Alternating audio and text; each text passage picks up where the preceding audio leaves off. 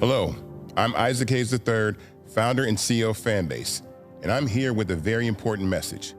We are at a turning point in the Black community where we must have equity in the apps we use that scale to billions of dollars. But this time, we own the infrastructure, we own the culture, and we shape the future. And Fanbase is the future.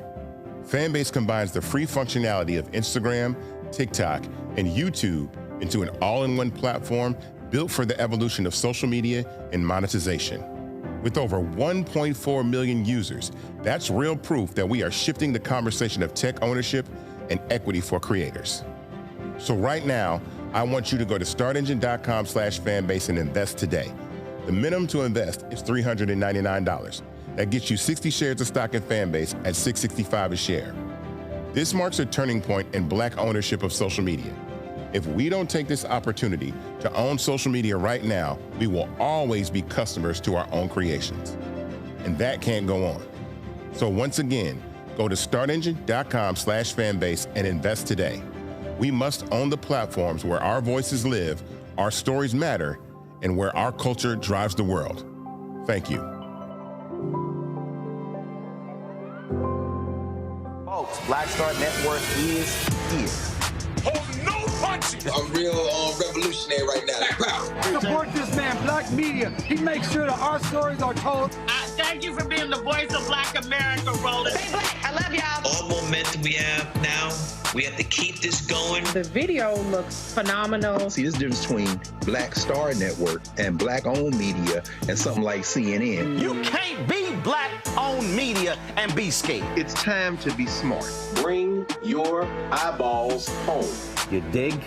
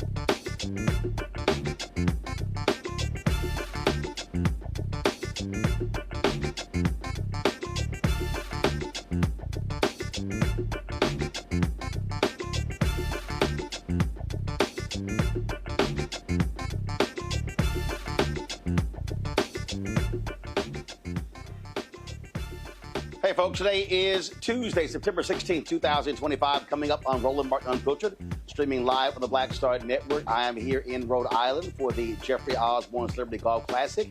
Be hearing from Jeffrey a little bit later in tonight's show. On today's show, folks, man, we got lots to talk about. More black pastors speak truth to power from the pulpit regarding white nationalism and the murder of Charlie Kirk. We'll show you Reverend Dr. Frederick Douglass Haynes III, Bishop William Barber, and others. Also on today's show, explosive testimony on Capitol Hill as FBI Director Kash Patel, who's grossly unqualified, goes at it with Senator Cory Booker as well as Senator Adam Schiff. Folks, it was absolutely bonkers. We have a video for you as well. Plus, hangings. Two people found hung in Mississippi. One of them, a Delta State University student. What the hell is going on? We'll have that story for you as well. Also, we got lots to talk about on the issue of Donald Trump signing a memo sending the National Guard to Memphis. Plus, in tonight's Black Star Network Marketplace segment, we'll highlight fashion with a purpose. So lots to break down. And what happens when Chris Tucker and Johnny Gill finish playing a round of golf and then just decide to swing by the sound check here at the Jeffrey Osborne Celebrity Golf Classic? Y'all, wait till I show you these two fools in action with the duet of my. It's time to bring the funk on Roland Martin Unfiltered on the Black Star Network. Let's go. He's got it. Whatever the miss, he's on it. Whatever it is, he's got the scoop, the fact, the find. And when it breaks, he's right on time and it's rolling.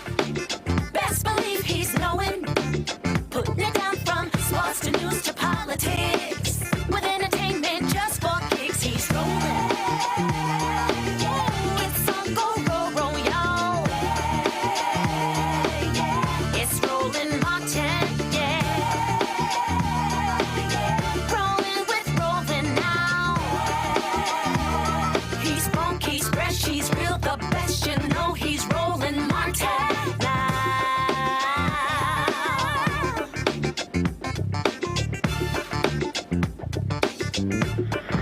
Martin.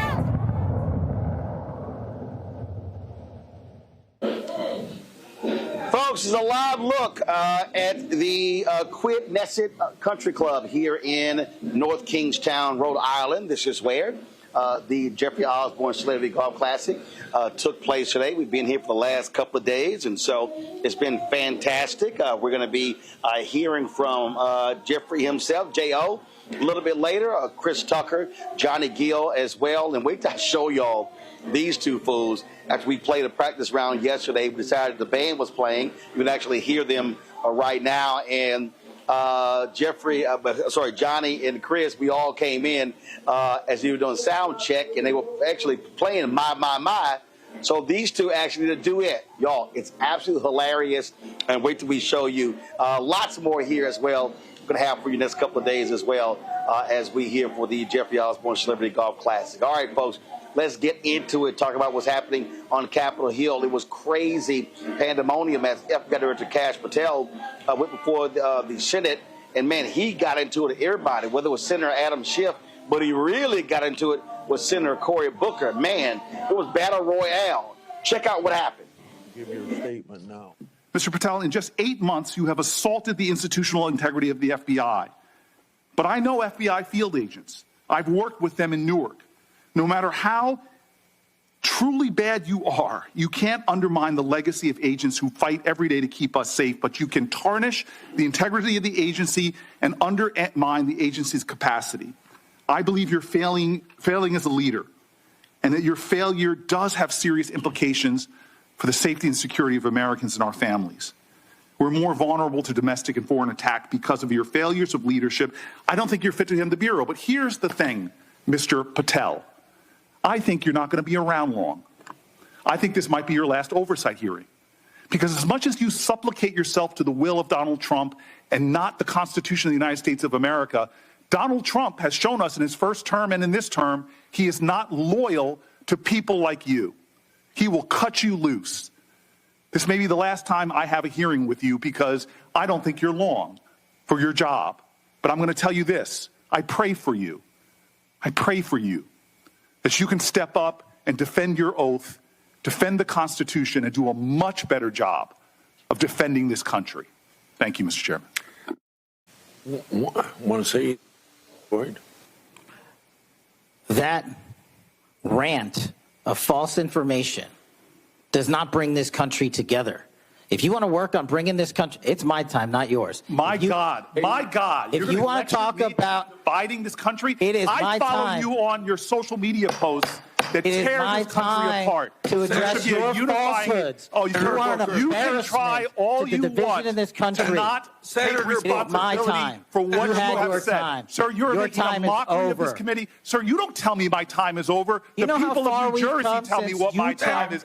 You can't lecture me. You can tell me my time's over. You may be in charge of the FBI. I'm not going anywhere. I am not afraid of you, Mr. Chairman. Not afraid of you. Mr. Chairman, point of order. Senator Booker, I announced at the beginning of this meeting that this back and forth, talking over each other, doesn't work. And I said if that happened, I asked Patel not to respond, and I was going to give him some time after the senator's time was up to respond. And he has the privilege to do that uninterrupted. Mr. Chairman, one point of order. Go ahead, Mr. I've watched him talk over us, and you've never once criticized him for us not even being able to get our questions out. Well, he has been rude and disrespectful to senator after senator. And when the senators were not giving him a chance to answer, I didn't stop the senator either. Go ahead, Senator. Thank you, Mr. Chairman. If the FBI, under my 7-month leadership, were failing this administration in this country, why do we have 23,000 violent felons arrested this year alone? A double increase from that time last year. Why is it that we have seized 6,000 weapons? Why have we found 1,500 child predators and arrested them? Why have we 300 human traffickers in jail? Why have we found and identified 4,700 children? Why have we seized 1,600 kilograms of fentanyl, enough to kill a third of the American public, a 25% increase alone from last year? 88,000 kilograms of cocaine seized, 700 kilograms of meth seized, and that's just on our criminal operations in summer heat? How is it possible that we're taking 8 kilograms off the streets of the cities in New Jersey and preventing the deaths of 607,000 people this year alone? A failure of the FBI and my leadership. How is it that we have counterintelligence arrests already this year exceeding the numbers from the entirety of last year? 33% increase in PRC, 83% in Russia, 60% in the CI space as it relates to Iran, and we haven't even talked about CT, the southern border, the northern border. Well, not only Senator Cory Booker, he got into it with Senator Adam Schiff as well, calling him a coward. It was a whole bunch of back and forth going on. Kash Patel, you got some reports saying that Republicans are not happy at all with his performance in the wake of the murder of Charlie Kirk. Was getting to it with our panel. Joining us tonight, Dr. Mustafa Santiago Ali, former senior advisor for environmental justice at the EPA of D.C. Dr. Larry J. Walker, associate professor, University of Central Florida, out of Orlando. Glad to have both of y'all here. Mustafa, here's what you have. When these folks testify, they are representing or speak or really talking to an audience of one, and that is Donald Trump. He wants to see people spar with the senators. He wants to see people going back and forth, shouting at them. And these people don't have any respect for Congress. They don't care. They know full well that they work for somebody who is uncouth, who has no values, principles, ethics, morals, or integrity, and so they are free to show their ass. They are, and it's a shame that is the paradigm that we're operating from, because the three branches of government need to be able to work together. They need to be able to respect each other. They may not always agree, but that's the way our democracy is supposed to operate. And you've got this dynamic going on right now. I mean, the FBI has a responsibility around protecting the American people, around enforcing federal laws and national security, terrorism, cyber crimes, civil rights. They have a responsibility in that space also, and organized crime. And we just don't see them showing up in the way that the American people need them to. So we've got this dynamic right now where instead of folks actually doing the difficult work, and they do difficult work when it's done properly, we've just got, these folks who unfortunately just want to, play and not be serious about the particular sets of needs that are going on across our country. And unfortunately, the message comes from the top. So you're going to see secretaries, you're going to see administrators, you're going to see these other leaders in these federal agencies, whether on the enforcement side or on the civil side, who unfortunately just don't show up in a way that represents the offices that they come from.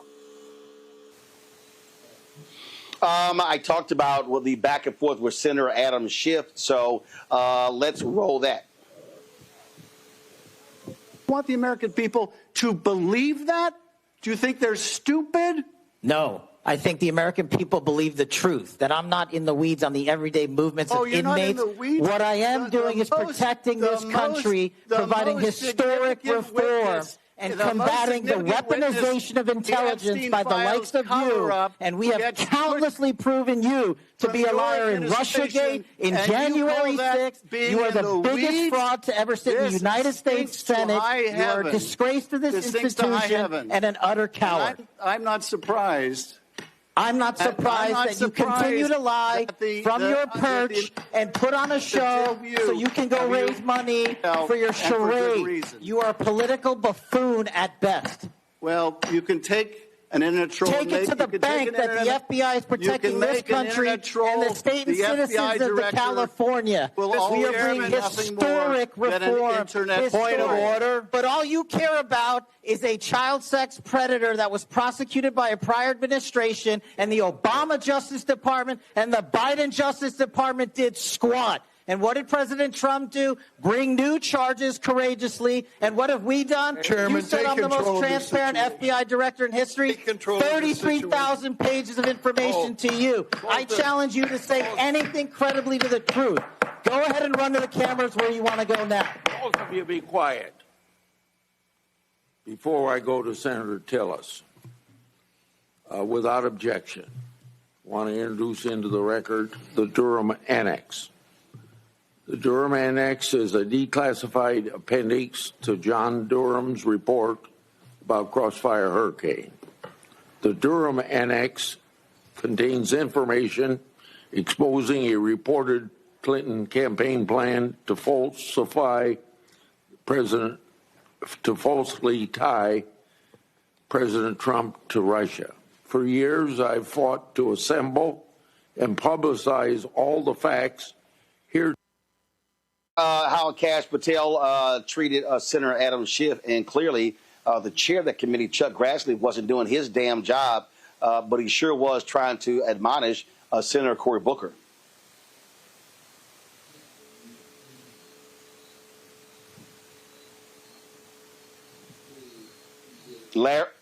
Larry? You know, Roland, I've never seen anything. Can you hear me? Yeah. Yep, we got you. Like this. I've never seen anything like this in my career watching, hearings on the House and Senate side. This is like, reality TV, and not in a good way. And listen, I've never heard anyone testifying, speak to a U.S. senator like that. And Roland, for folks watching, Senator Schiff is only one of 100.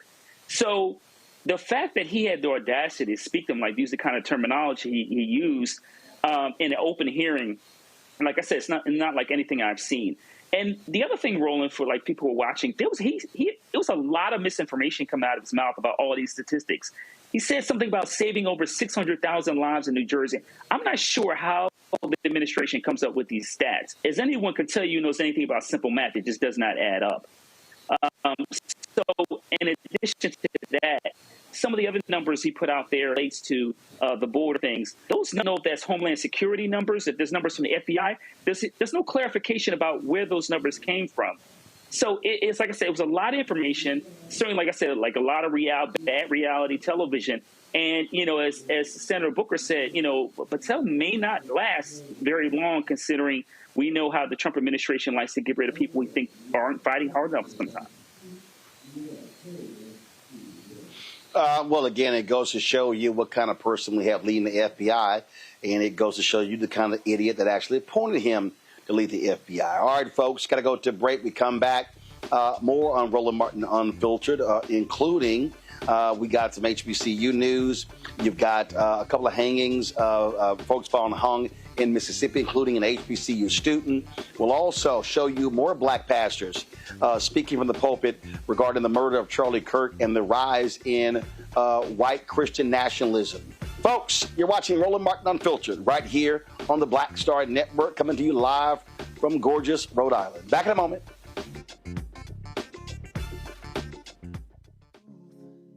Black Star Network, what's happening? It's your man, Kim. And look, my new single, Rock With Me, is on fire. We debuted as the #1 most added and greatest gainer at R&B radio. So look, I want you to go check it out at musicbykim.com. Listen to it, download it, tell me what you think about it. Also, make sure you sign up to be a part of my community so we can stay connected. At Music by Kim on all social media platforms. Thank you for rocking with me. And keep love on the one. 'Cause I want you to rock with me. We live in a strange world till the darkness falls forever. Baby, let's be the dawn. When it feels like it's taking me over, you're making me stronger, my sweet love. What's up, everybody? It's your girl, Latasha from the A. And you're watching Roland Martin Unfiltered.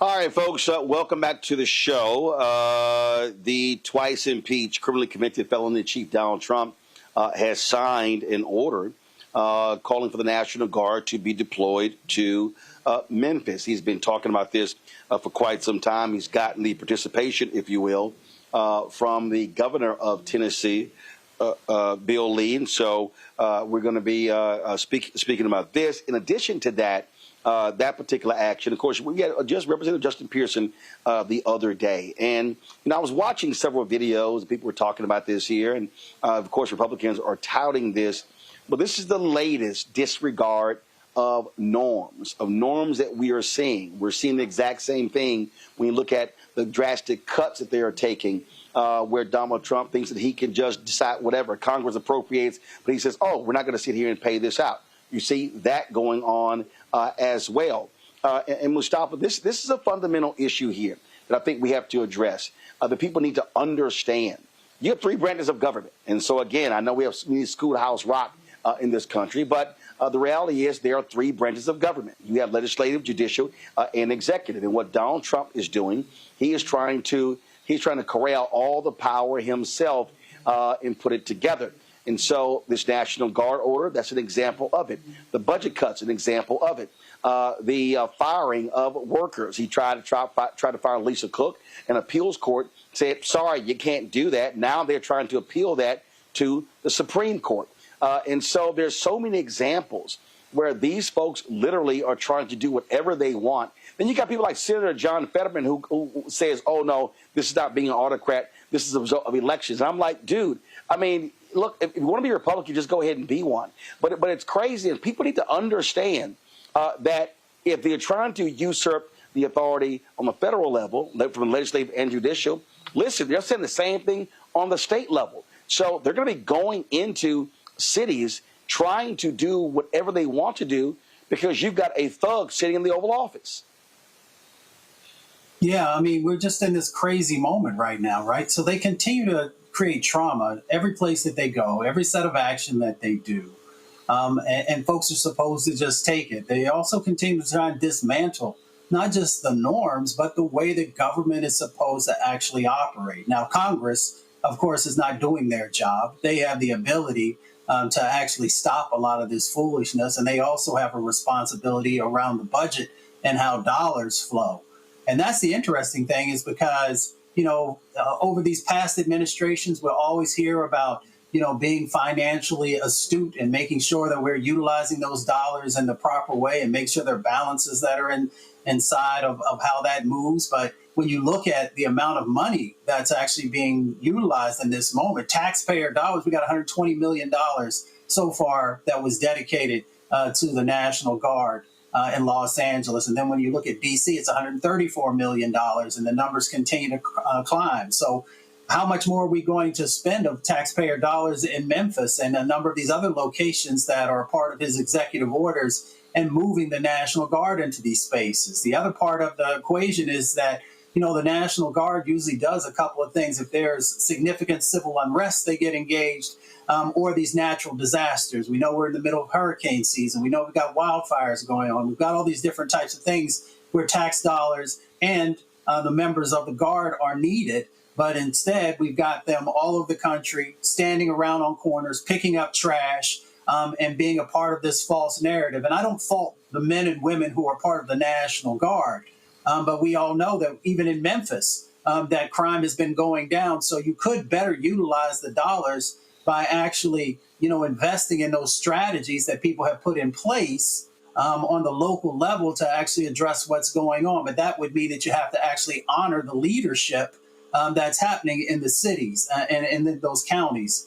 So we've just got this dynamic going on, and people should actually be speaking out. These are your tax dollars that they are utilizing, and they're getting very little result. Most people have a cost-benefit analysis who come out of business, and he got a whole bunch of supposed business people in his administration, but it just doesn't add up for the amount of money that's going in and what they're getting on the backside. So, we got to raise our voices, and we got to hold people accountable.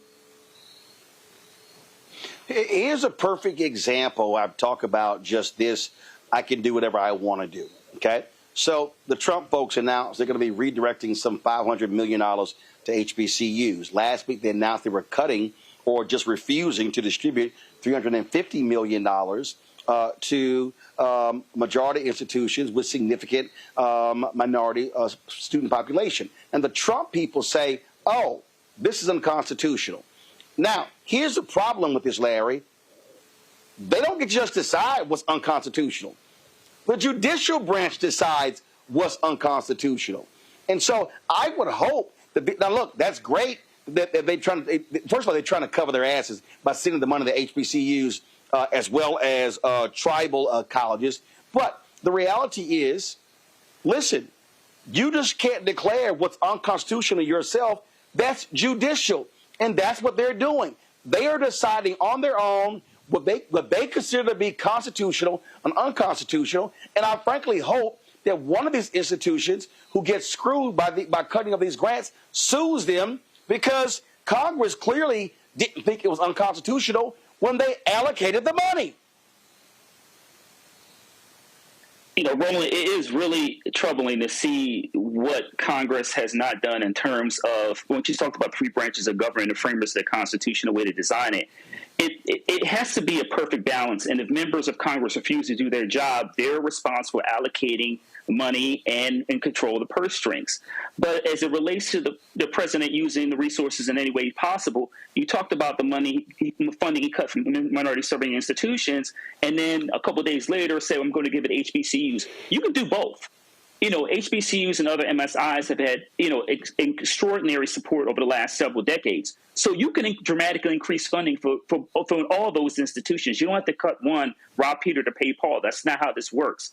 In addition to that, as Mustafa highlighted, the administration is spending an enormous amount of money as it relates to the National Guard. And one of the things I don't think we're talking about enough as it relates to National Guardsmen, Roland, is that these individuals have jobs. They have families, they're caretakers, and some of them are in school full-time and part-time. And so essentially what's happening is they have to drop everything. They're, in D.C., and then we're talking about Memphis and who knows what other states and cities and locales. And it's disrupting their lives and disrupting the lives of their families. But also, once again, we know as it relates to crime in any jurisdiction throughout the United States, whether it's urban, rural, or suburban, you solve crime by focusing on mental health resources, education, job programs, and making sure young people have an outlet in the evenings and weekends. And we're not seeing it from the administration. In other ways, this is not going to work. It's just going to cause more disruption and eventually cause violence in these communities. Absolutely. But again, when you have somebody who does what he does and who thinks that he can do whatever he wants to do, that's what you're seeing. Let's talk about what's happening in Congress. Republicans are daring Democrats to block a stopgap funding bill that will keep the government running. If they don't, the government will actually shut down by October 1st. Now, the bill would fund agencies at current levels with a few exceptions, including an additional $88 million to enhance security for lawmakers, members of the Supreme Court, in the executive branch. House Democratic leader Hakeem Jeffries said that the House Republican-only spending bill does not address the needs of the American people and does nothing to prevent the impending health care crisis. He emphasized that Democrats will continue to oppose Republicans' unprecedented attack on the health care of the American people.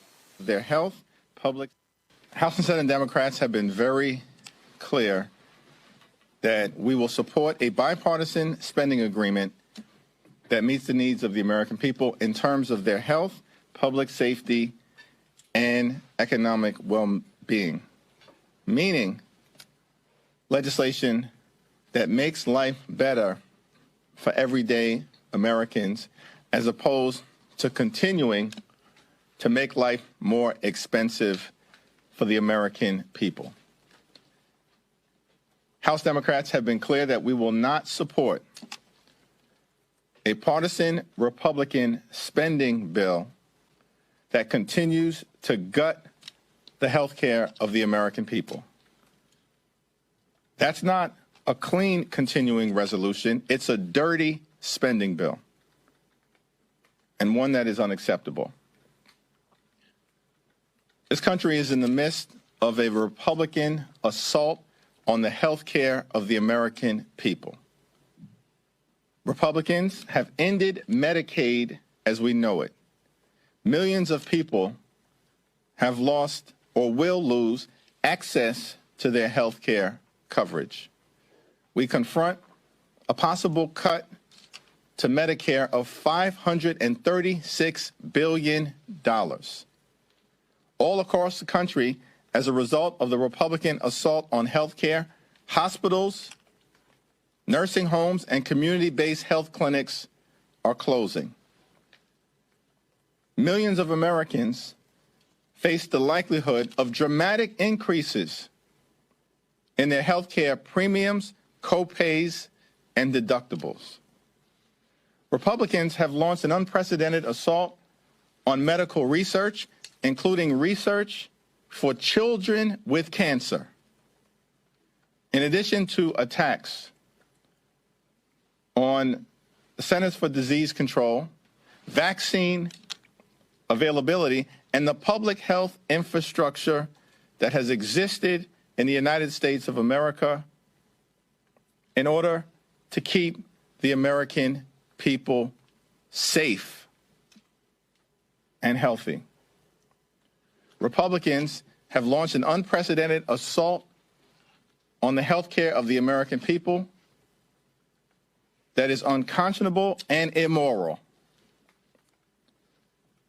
And it's our responsibility here in Washington to make sure that we aggressively push back against it.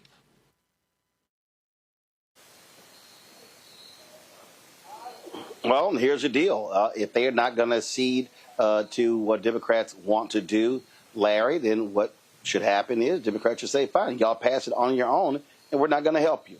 I just believe that if you're going to be Democrats, you got to be the opposition party.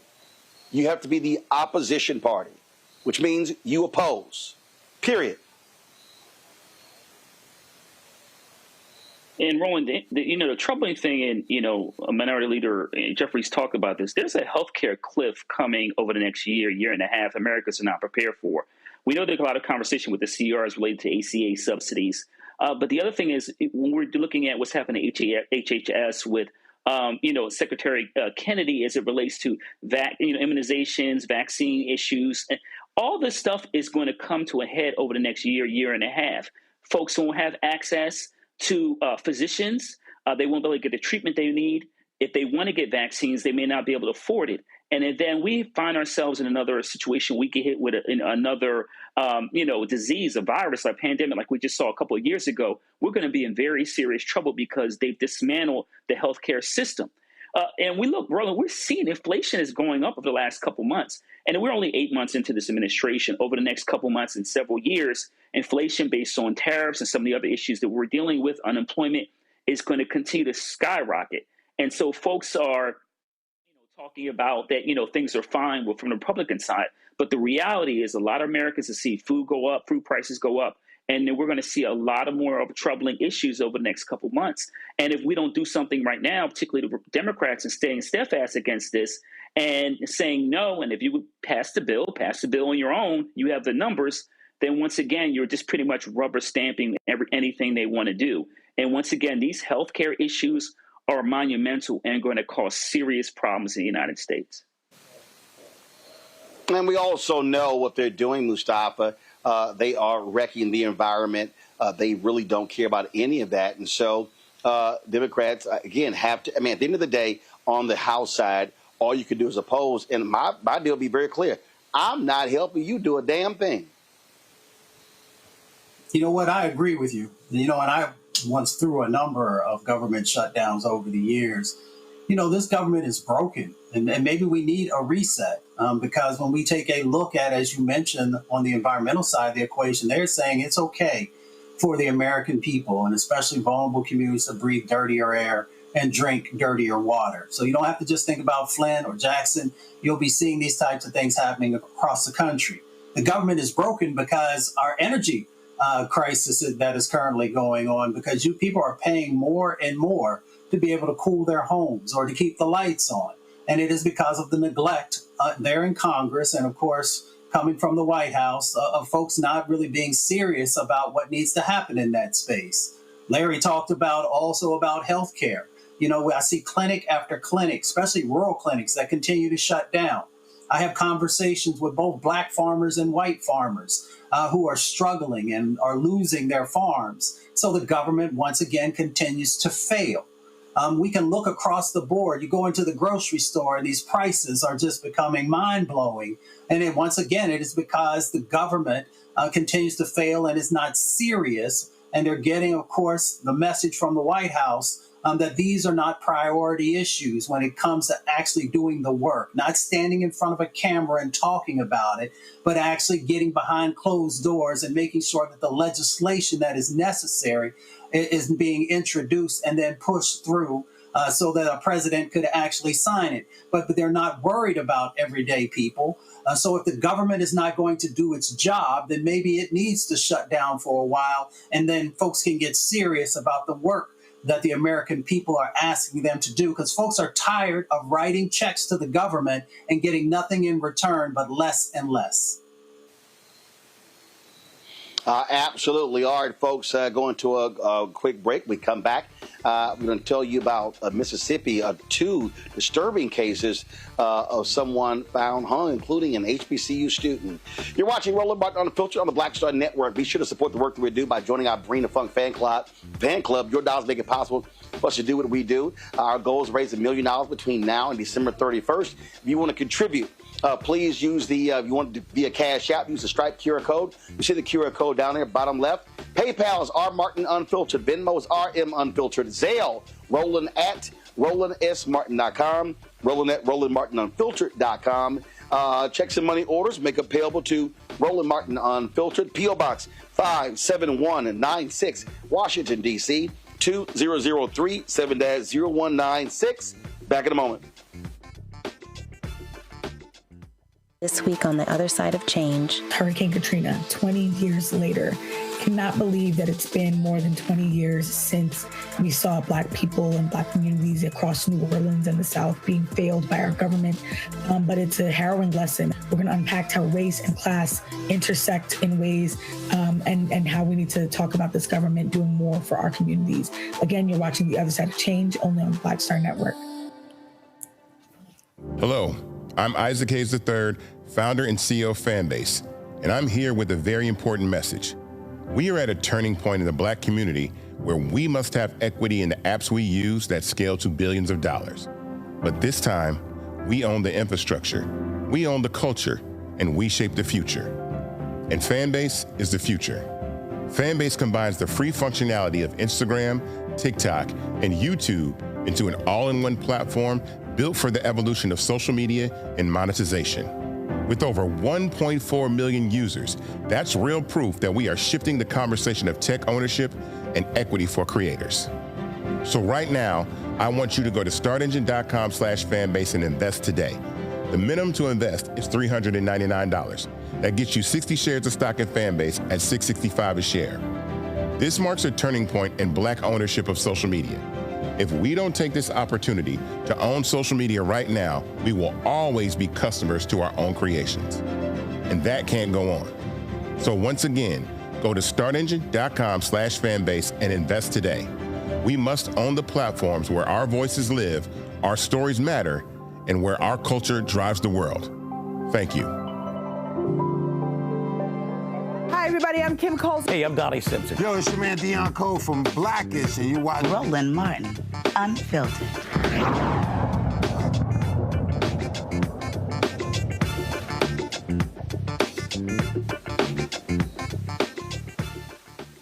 Oh, it's quite a disturbing story out of Mississippi where 2 people have been found hung. The first tragedy unfolded at Delta State University in Cleveland, Mississippi. Around 7 a.m., campus police discovered the body of 21-year-old student DeMartravion Trey Reed hanging from a tree near the pickleball courts. A few hours later in Vicksburg, authorities found 36-year-old Cory Zucadis, who was homeless, dead in a wooded area near the Ameristar Casino. Police say Reed's death appears to be a suicide. The circumstances of Zucadis' death remain under investigation. You know, when these things happen, Mustafa, obviously people get very concerned. We understand the history of lynching in this country. We also understand that a lot of people are concerned that it's often, very quick of local authorities to rush to that particular issue. And unfortunately, you don't have a federal Department of Justice that has any credibility when it comes to issue of race, especially the Civil Rights Division. Right. And it's a shame because so many folks, put so much energy into actually making sure that that division had what it needed. If you look at the last administration, not perfect, but they definitely were better than we had seen in quite a while. And when you look at these types of cases, you do on the local level, folks always want to go automatically to suicide. And I'm not saying that that's not the case, but let's make sure that there's a real investigation what's going on. Because if somebody wants to kill themselves, if someone wants to take their life, there are all kinds of other ways to be able to do that. To be able to, whether it's to climb up a tree or to make sure that there's a noose around whatever it is, and to be able to take your life, that takes a lot. So we need to be very clear about that. We need to also understand that when we're talking about lynching, the thousands and thousands and thousands of Black lives, the confirmed ones that were killed through lynching, we know the history that exists there. And we also understand that Mississippi was #1 in those confirmed lynchings. So Billie Holiday, when she sang Strange Fruit, there was a reason why she brought that song forward and why, it was her #1 song, because it actually touched people at their core. And it continues to reverberate even today. So we need to make sure that there is a real honest investigation, and we need to understand those dynamics that took place. And if it wasn't suicide, we need to make sure that the right people are brought forward and that they're prosecuted. But that would mean that you got to have folks who actually care and who are going to do the right thing. Larry?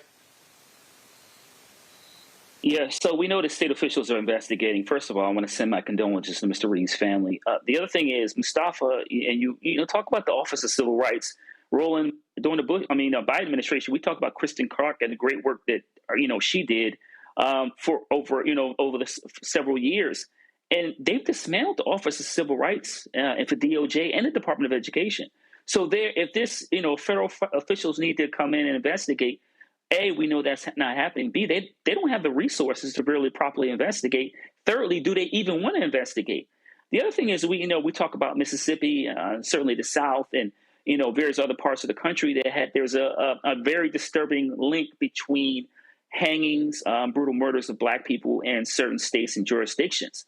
And so I would love to see the Department of Justice go and investigate to make sure what these preliminary findings that we're seeing based on the autopsy are accurate. The other thing we have to keep in mind is a long history of Black people being killed. Autopsies, preliminary autopsies and final autopsies suggesting they were killed one way. And then we find an independent autopsy, or the federal government comes in, we find that something else happened that wasn't included in the overall report that police have written, or in terms of what they found in the autopsy. So once again, Roland, it would ease my mind if federal officials could come in and investigate. But as the four reasons why I identified, we can't trust or expect that at all. And of course, it was supposed to be Delta State homecoming, and all centennial celebrations have been canceled, as well as councils have been made available for students, faculty, and employees to actually deal with the grief that they are experiencing. So we'll certainly keep up with the details on this particular story as well, because it is one that, again, a lot of folks are paying attention to. Let's go to Georgia.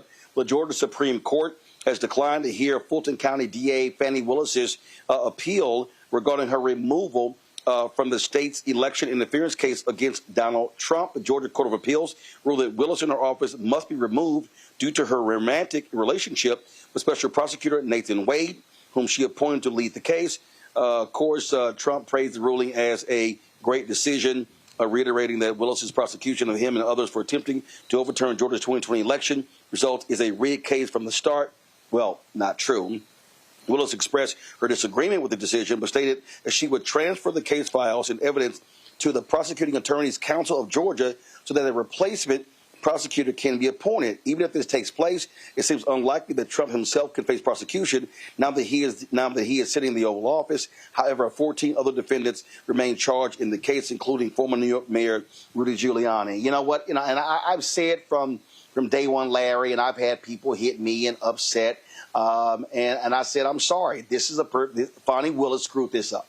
Okay. Bottom line is she should have known. Listen, when you have a case like this, everybody is going to be paying attention. All eyes are going to be on it. And you go to your team and you say, hey, if y'all have anything in your closet, any problems, anything, let me know right now so you're not going to be on this case. Well, she sits here and is involved with Nathan Wade, and so she screwed this up. This is on her, and so this is not about. And I heard some people, they've been trying to say, well, you know what? I think you're just being a little too hard. No, you have to know you can't screw up, and this was a major screw up, and as a result of this, it delayed. This case could have been prosecuted before the election were it not for this screw up.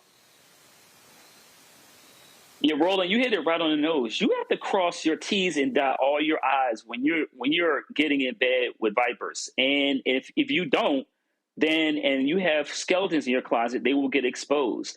And this is because the problem is the Roland, this hasn't really become about what really is in terms of trying to steal as many votes as possible, overturn the election. This becomes about a relationship and these conspiracy theories about people trying to bring down the current president. And that, as you highlighted, that is just not the case. And listen, I know, she's an elected official. You have to do better. We've all worked and talked to politicians and understand that, once again, if you're Black, that if you have anything that you don't want anyone to know about, and you are prosecuting a high profile figure, that information is going to come out. They're going to try to smear you because that's how things work. And so this case is DOA, Roland. We'll never hear about this case again. And you're right. If this is done a little differently, this case could have been already, went to trial and had a verdict. But once again, this is another one of the many mistakes historically, when we look back, that people have made that led to the rise of what we currently see with the current regime. Mustafa. I mean, Larry hit it on the head. We often say, when you know better, do better. You just got to take the L on this one. You cannot make these types of mistakes. Even if it wasn't a high profile case, you still shouldn't make these types of mistakes. You have a responsibility and a duty to the office that you hold to make sure that you're doing the right thing. So, lesson learned. Larry's right. This, will probably not be brought back up. And you just got to move forward. But I hope that, for young attorneys, folks who are in law school, who, they can review this case, that they'll learn lessons, and hopefully they will make sure that they don't make these same mistakes as they move throughout their career, because you have a responsibility to the people who put you in these offices. Yeah, absolutely.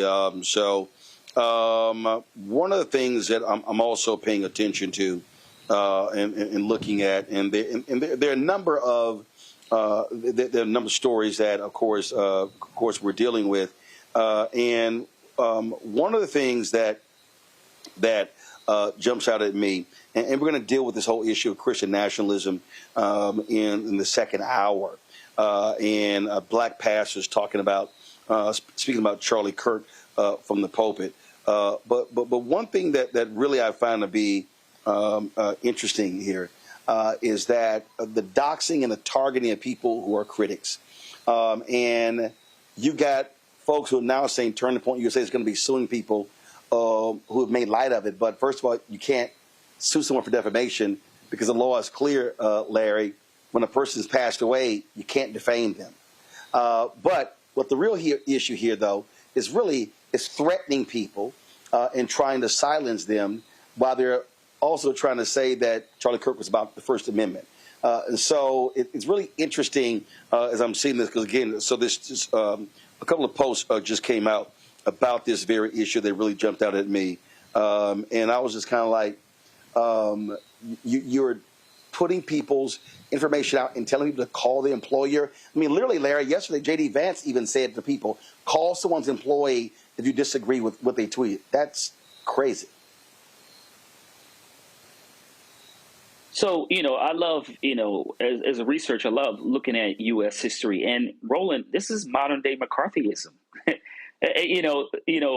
All we see at the hearings today, some of the other hearings, the red lists, of individuals that, couldn't, not only in terms of travel outside the United States, that's a whole nother conversation, but essentially were blacklisted from jobs, opportunities, actors, actresses, et cetera. We can go on. So the other thing that's troubling about all this is that we when I mention McCarthyism is we don't seem to learn from our past mistakes. We repeat them over and over again, and that's what we're seeing right now. So it's interesting enough, people talk about, certain political affiliations, that that freedom of speech is critically important, particularly when it was hate speech. Now you can't even re-quote what someone says without it being a problem. And that is not democracy, and it's not protecting the right to free speech. So either you believe in the ability for people to express themselves fairly without threatening people, or you don't. You can't have it both ways. And so when we talk about the rise of authoritarianism, limiting individuals' democratic rights, that includes, people making sure they're pressuring individuals not to say anything about anybody. And regardless if you agree, if you don't, or agree if you don't. Let's also highlight, Roland, for years that Black people have continuously watched people say racist things, and we've been told that we just kind of have to accept it. It's connected to the freedom of speech. But if we offer a simple critique, like I said, repeating someone's words, then we find ourselves in front of a firing squad, and that is not democracy. We'll talk more about that in our second hour. Coming up next, we're going to discuss the deployment of the National Guard to Memphis in our second hour. We'll talk about white Christian nationalism. Also hear from Black pastors speaking from the pulpit regarding Charlie Kirk and white Christian nationalism.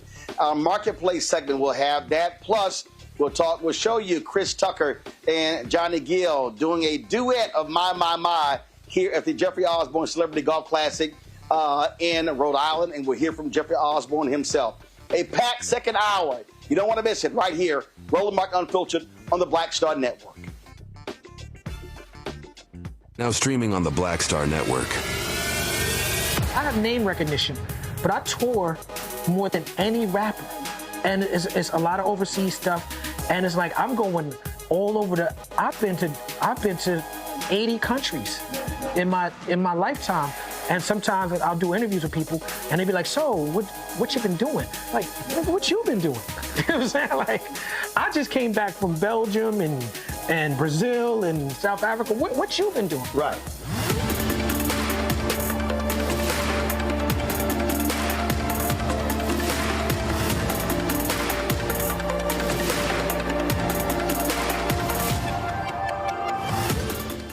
This week on the other side of change. Hurricane Katrina, 20 years later. Cannot believe that it's been more than 20 years since we saw Black people and Black communities across New Orleans and the South being failed by our government. But it's a harrowing lesson. We're going to unpack how race and class intersect in ways and how we need to talk about this government doing more for our communities. Again, you're watching The Other Side of Change only on the Black Star Network. Hello, I'm Marissa Mitchell, a news anchor at Fox 5 DC. Hey, what's up? It's Sammy Roman, and you are watching Roland Martin Unfiltered.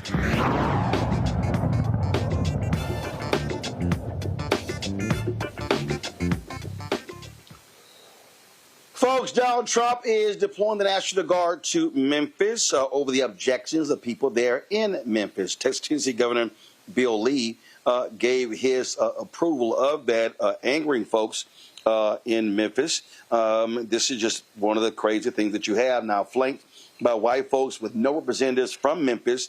The twice impeached, criminally convicted felon-in-chief, Donald Khan Trump, signed the memorandum to deploy U.S. National Guard troops into Tennessee to, he says, restore law and order. The decision comes a month after he did the same thing in Washington, D.C. Here's this idiot talking. At the request of Governor Bill Lee of Tennessee, who's standing with us, as you know, I'm signing a presidential memorandum to establish the Memphis Safe Task Force, and it's very important because of the crime that's going on, not only in Memphis, in many cities, and we're going to take care of all of them, step by step, just like we did in D.C. We have virtually no crime in D.C. right now. In 2024, Memphis had the highest violent crime rate, the highest property crime rate, and the third highest murder rate of any city in the nation. Other than that, they're doing quite well, thank you. A person is 4 times more likely to be murdered in Memphis, Tennessee today than in Mexico City. It's been, and you know Mexico City is not a cakewalk. It's been overrun with carjackings, robberies, shootings, and killings. There were 249 murders, 429 rapes, 5,616 burglaries, and 12,522 violent assaults in just the last little while in 2024 and in pieces of 2025, where it's actually gotten worse until recently when we sent the FBI down to see what the hell is going on. Folks, joining me right now is Antonio Parkinson, Tennessee State Representative, representing Memphis, and also Memphis City Council member J.B. Smiley Jr. Glad to have both of you here. I'll start with you, Representative Parkinson. So does the governor just go, what the hell? I don't have to talk to anybody from Memphis. I don't have to inform them. I just can do whatever I want. Pretty much, and the difference between Memphis and Chicago or Illinois rather, and California is that we have a Republican governor, and that Republican governor is in lockstep with President Trump, and President Trump saw a way to get this thing moving, or I call it a surge, get this surge moving in Memphis, because there's no resistance from the governor of the state of Tennessee.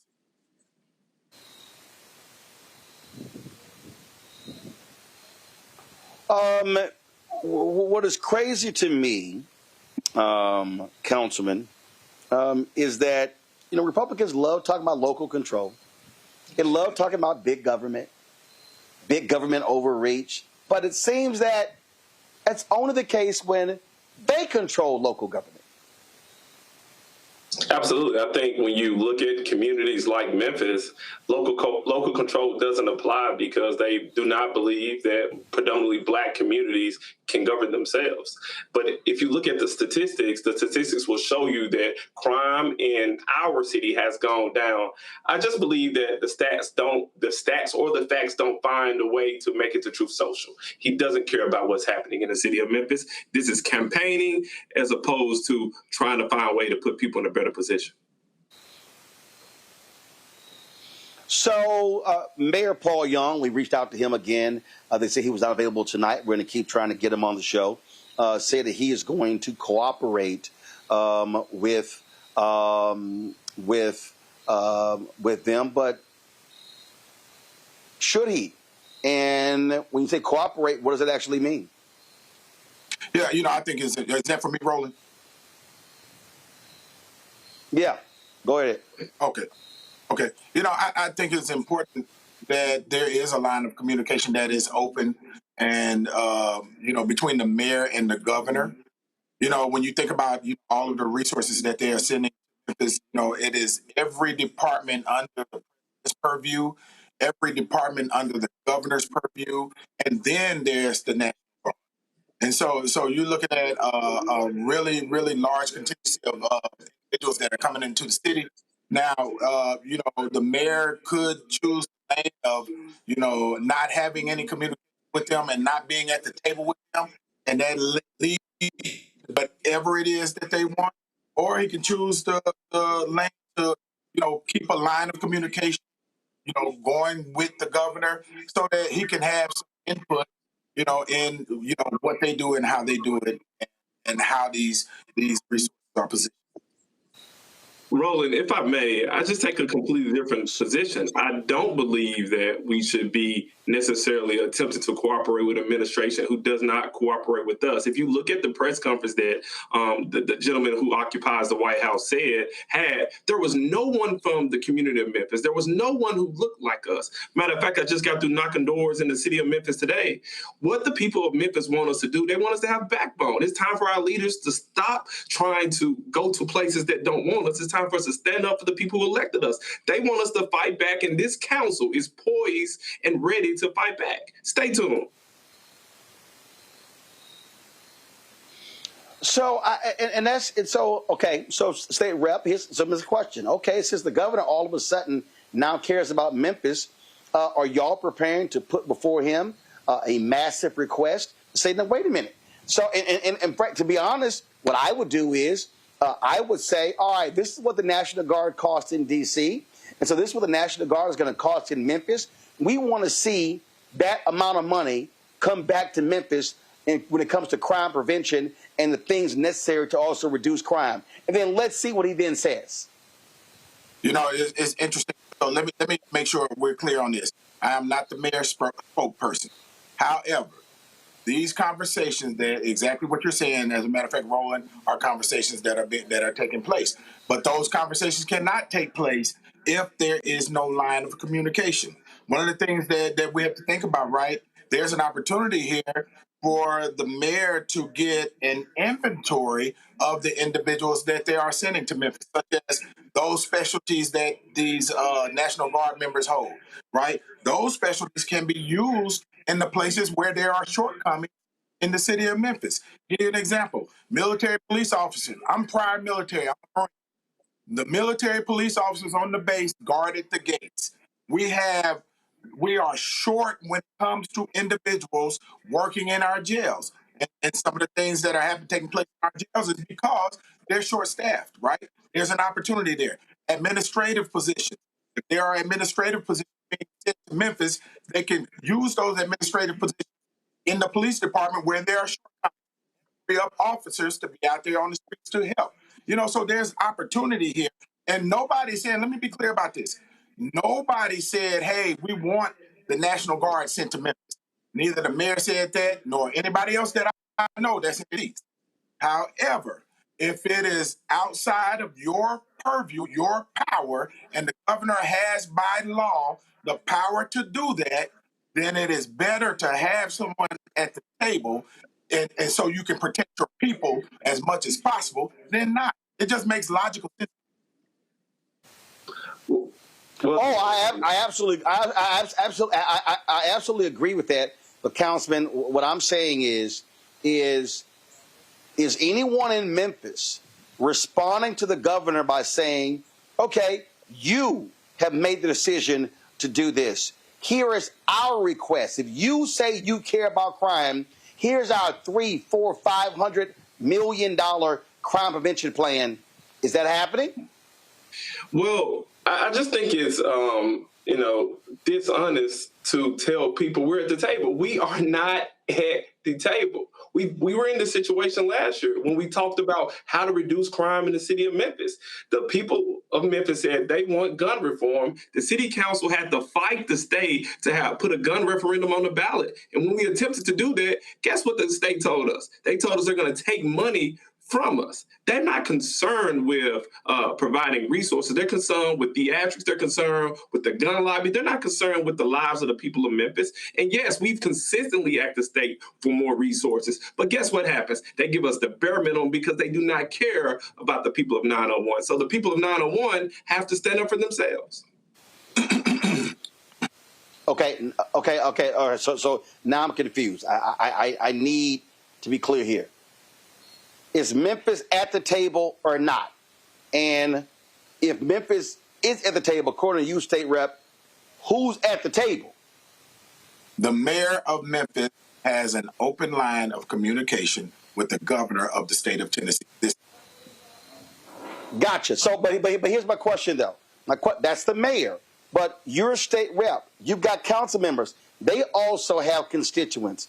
And so are other elected officials in Memphis, are they also saying to the governor, you need to be meeting with us. You need to be meeting with our constituents, as opposed to only the mayor? You know, there are many people that have lines of communication with the governor, not just myself, but Leader Karen Camper, Senator Ramesh Akbari. There are many of us that have lines of communication with the governor. It's not just the mayor. I got it. Okay, I got it. Yes. Okay, I got it. Yes. So there are lines, but here's what I still need to know. If there are lines of communication, who is presenting the governor with a comprehensive multi-million-dollar plan, and how much is that? Is that being done? Because if the governor is saying, oh, I care about crime, we all know policing is not how you solve crime. You solve crime with crime prevention, with resources, with jobs, with housing. And so what I'm asking is has that plan been presented, and how much is it, and who's driving it? That's what I want to know. Is that a question for me? Because I'm answering. several members. Yeah, I want to put it to you, state rep, then the council member. Okay. Several individuals that are in elected positions have said exactly what you're talking about and have said it publicly. And so that information is definitely getting to the level. The mayor has said it also. I have said it also. And there are other individuals that are saying the same thing. So, yes, to your question. What I think is happening. So, Councilman, how much? Go ahead. Happening is we're confusing a line of communication with someone actually taking heed to what we're saying as a people. I can call someone every single day, doesn't mean they're going to hear me. Our question as a community is, if we present this robust plan that says, hey, we need investment in education, we need investment in infrastructure. Matter of fact, we need more jobs so that we can lift people up out of poverty, good paying jobs. No one is sending more resources to our community. This administration, this current presidential administration has forgotten about the people of Memphis. I don't believe, no matter what the elected officials who have line of communications with the governor or with the president will get us more resources. We've been asking for more resources for a very long time. We've been asking them to pave Elvis Presley for a very long time. Questions from my panelists. Mustafa, you first. Hold on one second. State rep, go ahead. Make your comment. Then we're going to go to question with my two panelists. Go ahead. I sit and I hear and I vote for the state budget every single year for the last almost 16 years. And there has been, and I'm not here to defend the governor or anybody else. We fight for everything that we try to get up there from the state of Tennessee to go into Memphis. And there are millions of dollars that are in the state budget that are allocated to the city of Memphis and Shelby County. This I know for a fact. And in the last budget, if I'm not mistaken, or the budget prior, we put millions of dollars that would go directly to the hardest or the most violent 9 zip codes in the city of Memphis. And that went to the city. Okay. Mustafa.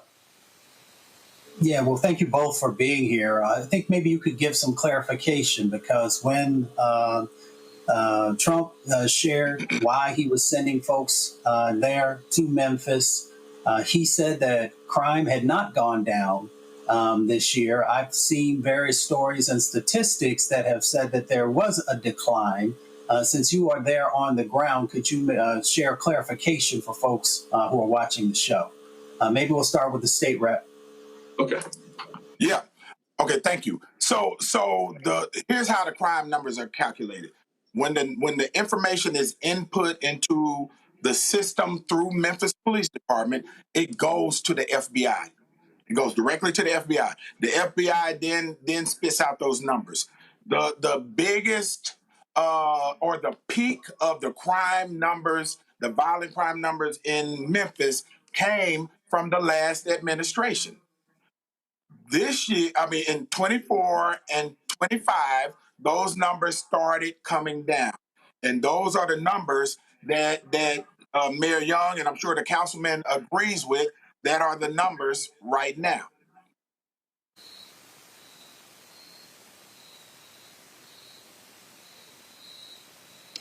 Larry. Yeah, gentlemen, thank you for coming on the show. And so my question is, so we signed the order, so National Guard is coming to the city.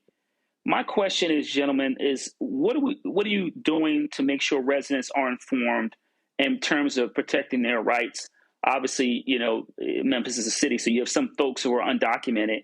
But in addition to those individuals, we know that, there are a lot of Black folks who are concerned about what's coming in the next couple of days. So what is it you're doing in terms of working with nonprofit organizations, maybe the NAACP, ACLU, churches, synagogues, whatever other organizations, in terms of making sure that particularly Black folks know what their rights are if they encounter someone from the Guard?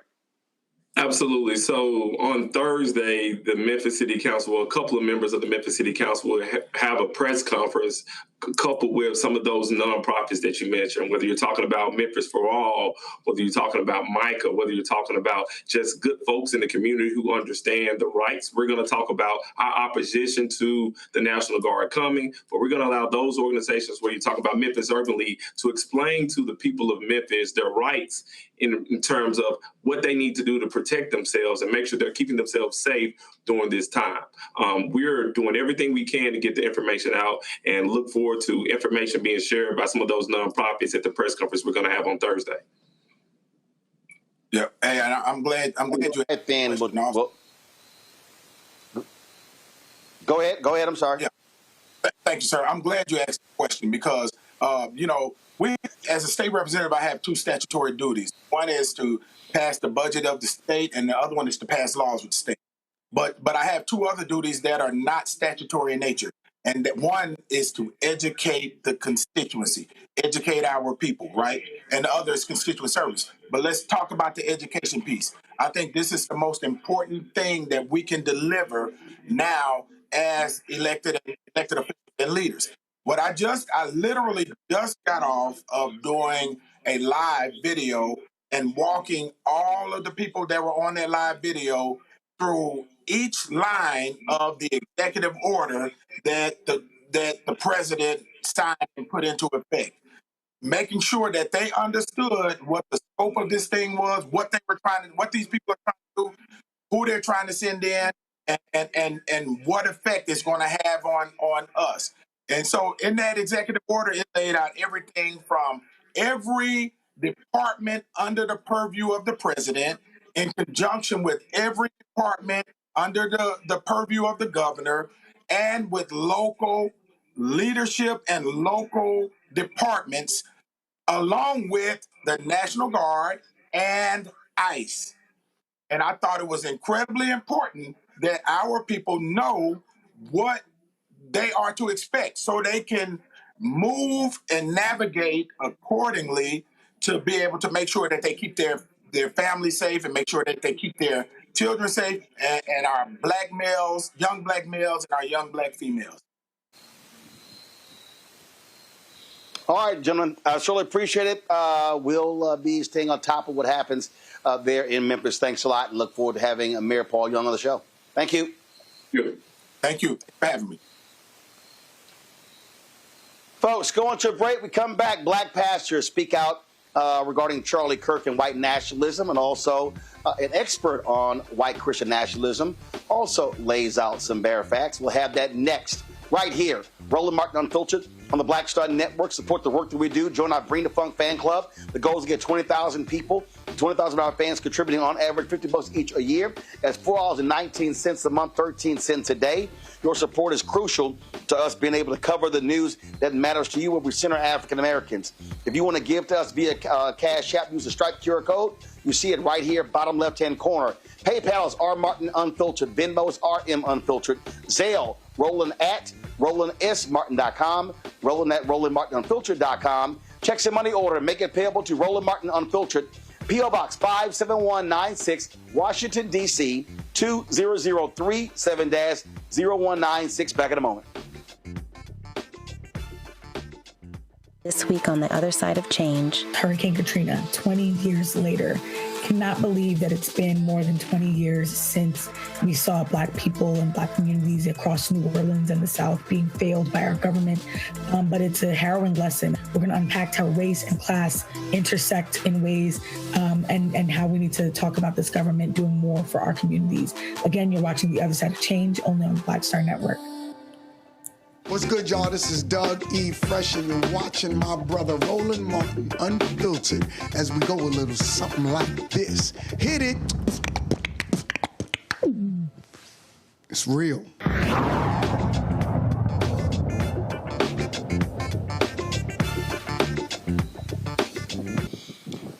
Folks, we're seeing a dramatic discussion increase of white Christian nationalism. And author Melissa Dalton Bradford is explaining, she explains in social media posts how Christian nationalism is making a comeback here in the United States. This is what she had to say. Hello, my dear friends. Let's talk about something that is personal to me, that is urgent to me, that I've posted on a number of times, but I can't post on it enough. History is repeating itself right in front of us. As a follower of Jesus Christ, you know I'm a woman of faith. I don't make any efforts to hide that. I'm watching the rise of Christian nationalism in America, and it is terrifying. And if you think, well, that could never really go wrong, spend 2 minutes with me. And let's look honestly at what happened in Germany before World War II. I'm coming to you from Germany. I've studied this so deeply. In the 1930s, many German Christians surrendered their faith wholesale to the rising power of Adolf Hitler, whom they eventually worshipped. The Nazis wanted to fuse Christianity with nationalist, racist, and authoritarian ideas. So what did they do?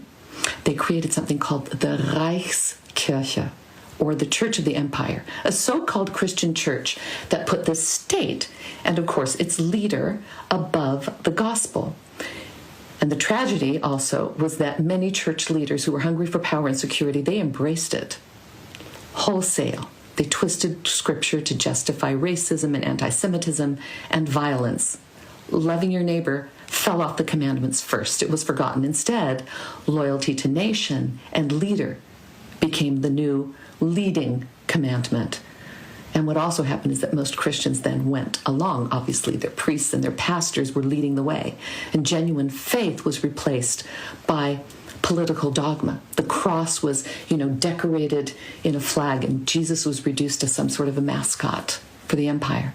And that is exactly what Christian nationalism is doing today in my home country, in the U.S.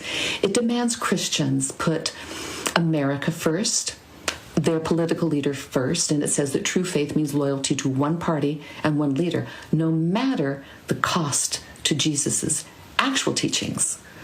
So we see Christian symbols that are used and Christian language that is used to push policies of exclusion and even violence. We see truth bent to fit propaganda. We see a movement that thinks it alone defines what Christianity is and who belongs in God's family and who even belongs in the nation. And we know what comes when the church becomes an arm of the state. The lesson of the Reichskirche of Germany, where I have lived for many, many years, is clear. Whenever faith bows down to political power, it corrupts both the church and the country. It happened here in Germany. It can happen anywhere, including, yes, the United States of America, and it's our sacred duty to resist, to follow Jesus, not Caesar, to love the least of these, not to chase earthly power. Christians out there, don't be fooled. History is yelling a warning. The question is if you'll listen. And folks, a lot of black pastors have been speaking about this rise in white conservative Christian nationalism in the past week. Sunday, several of them talked about in the aftermath of the shooting death of Charlie Kirk. Also, in terms of what's happening in D.C. with the occupation there. So you're about to hear from Reverend Dr. Frederick Douglass Haynes III. Also, let's pray for Dr. Haynes, my alpha brother. They announced on Sunday he's taking a medical leave of absence, having surgery for an undisclosed illness. And so also we'll be hearing from Michael Waldron Jr. Of First Corinthian Baptist Church in New York City, Reginald Sharp Jr., senior pastor of Fellowship Missionary Baptist Church in Chicago, and also we'll be hearing from William Lamar, pastor of Metropolitan African Methodist Episcopal Church, talking about doing ministry under occupation. He talked about this a couple of weeks ago. So let's hear from these brothers. We live in a nation where twisted, toxic theology is poisoning the politics of this nation. Have you thought about the fact that this week in Utah, a white Christian got killed by a white Christian? And then the next day, HBCUs were under threat. Now, how did we get in it?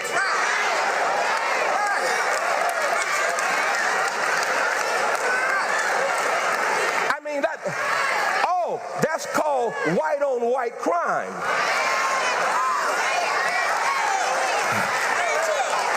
You came the wrong Sunday if you thought I'm sorry, I see y'all are real sophisticated and you look really good. I hope they warned you about me, okay? Because on this Sunday, we gonna keep it 100. On this Sunday, we gonna tell the whole truth and nothing but the truth. And so here they are. Here they are. In Utah. It's more of us in church than in Utah. We ain't got nothing to do with what they just did. A white Christian gets killed, murdered, not assassinated.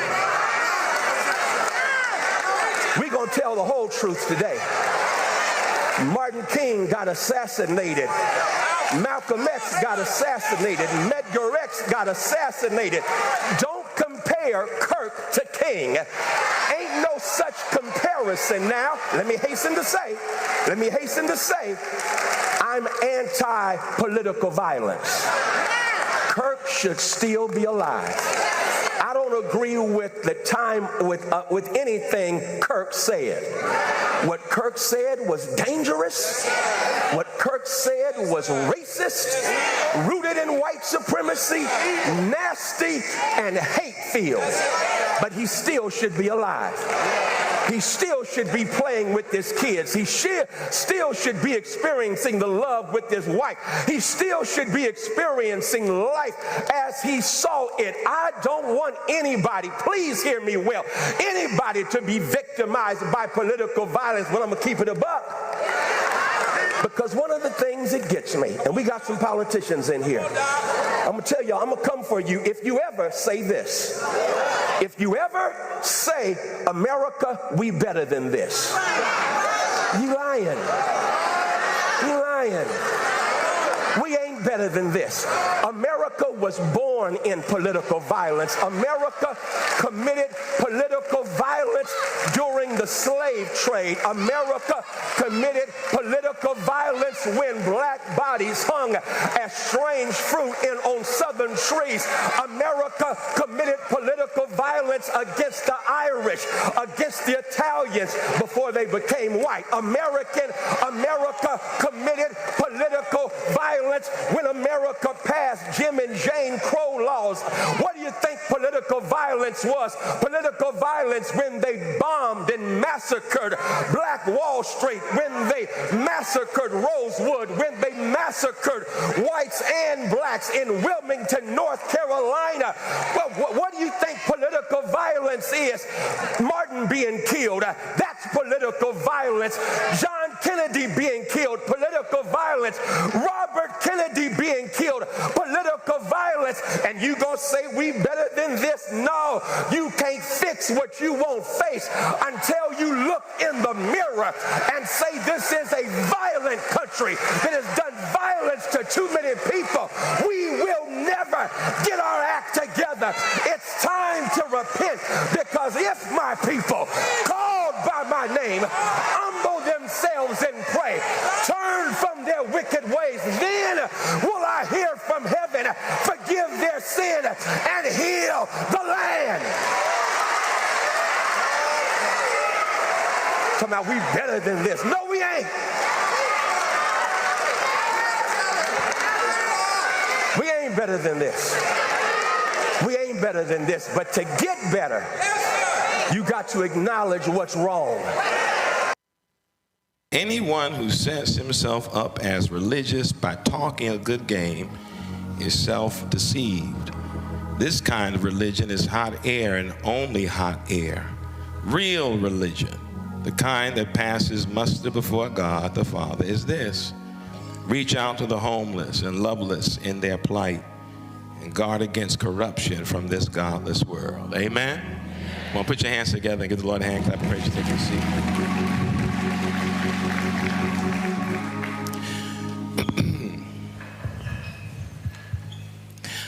I want this morning, just very briefly and very intentionally, to speak about the idolatry of counterfeit religion.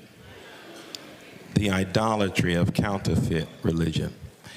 In this book, the book of James, this first chapter in particular, the writer of James is warning against what can be viewed as performative religion.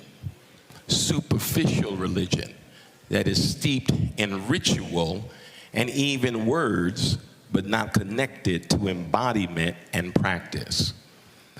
The writer of James warns us that religion that is only built on words is hot air, a performance with no power. And the idea of a religion based on words is really how Christianity in the West, and in this country in particular, bears its origins. Now, it's too long for me to explain the origin of this, but what happens is when religion is not connected to practice, but simply having the right words or quote-unquote right doctrine, then you hold people accountable for what they say, how they say it, but not what they do. This is why there's so many people who can claim to be Christian, because they believe that when it's convenient, they have the right words to say and maybe even the right doctrine, but it doesn't line up with their practice. I've said this before, it's amazing how even during the time of slavery in this country, there were people, slave masters, slave owners, who went to church on Sunday, sang hymns, prayed prayers, read scripture, and when church was over, went to lynch a black body. Because in their minds, it was easy to declare the words that sound right, but there was a disconnection between what was coming out of their mouth and what they were actually practicing. Across history, we've watched religion morph from a call to serve into a tool to rule, from a source of healing for the broken to a brand for the powerful. Christian nationalism, or those whose Christianity is not shaped by Jesus, but those whose Christianity is shaped by white supremacy, and the racist misuse of Christianity, what the writer James called the self-deceived. Just because you say God or use the word Jesus doesn't mean that any of those things have infiltrated your heart. This distorted and dangerous use of Christianity baptizes the American flag, crowns leaders with divine approval, even if the leaders are not really leaders shaped after God's own heart, and then has the audacity to equate patriotism with holiness. This is not real religion. It is the idolatry of power. Sometimes we don't think we can say those words. We can critique people for having counterfeit or false religion, but Jesus did it. And so we walk in that same tradition. We can tell by the way it sounds and how it manifests itself. This is performative Christianity at best. It takes the language of church, the language of religion, the language of the gospel, and bends it into a mythology of dominance, equating God's blessings with the nation's supremacy and white supremacy with holiness, and view political control as a divine mandate. This is counterfeit religion. You need to hear that today, because what I realize is that there are a whole lot of people who do not know the history of Christianity, do not understand the teachings of Jesus, who fall victim to the kind of teaching that, again, aligns Christianity with power, domination, and oppression, with mean-spiritedness and hate-filled language, and somehow think because you say you're a Christian, we ought to believe that. You cannot use the Bible to destroy people's lives. And more than that, you cannot be someone who spews hate, who undermines bodies that are black and brown, who declares harmful, destructive rhetoric against people you don't like, and then you say you're a Christian. Because you say you're a Christian, somehow your words are sanctioned by God. No, that's false. Counterfeit religion.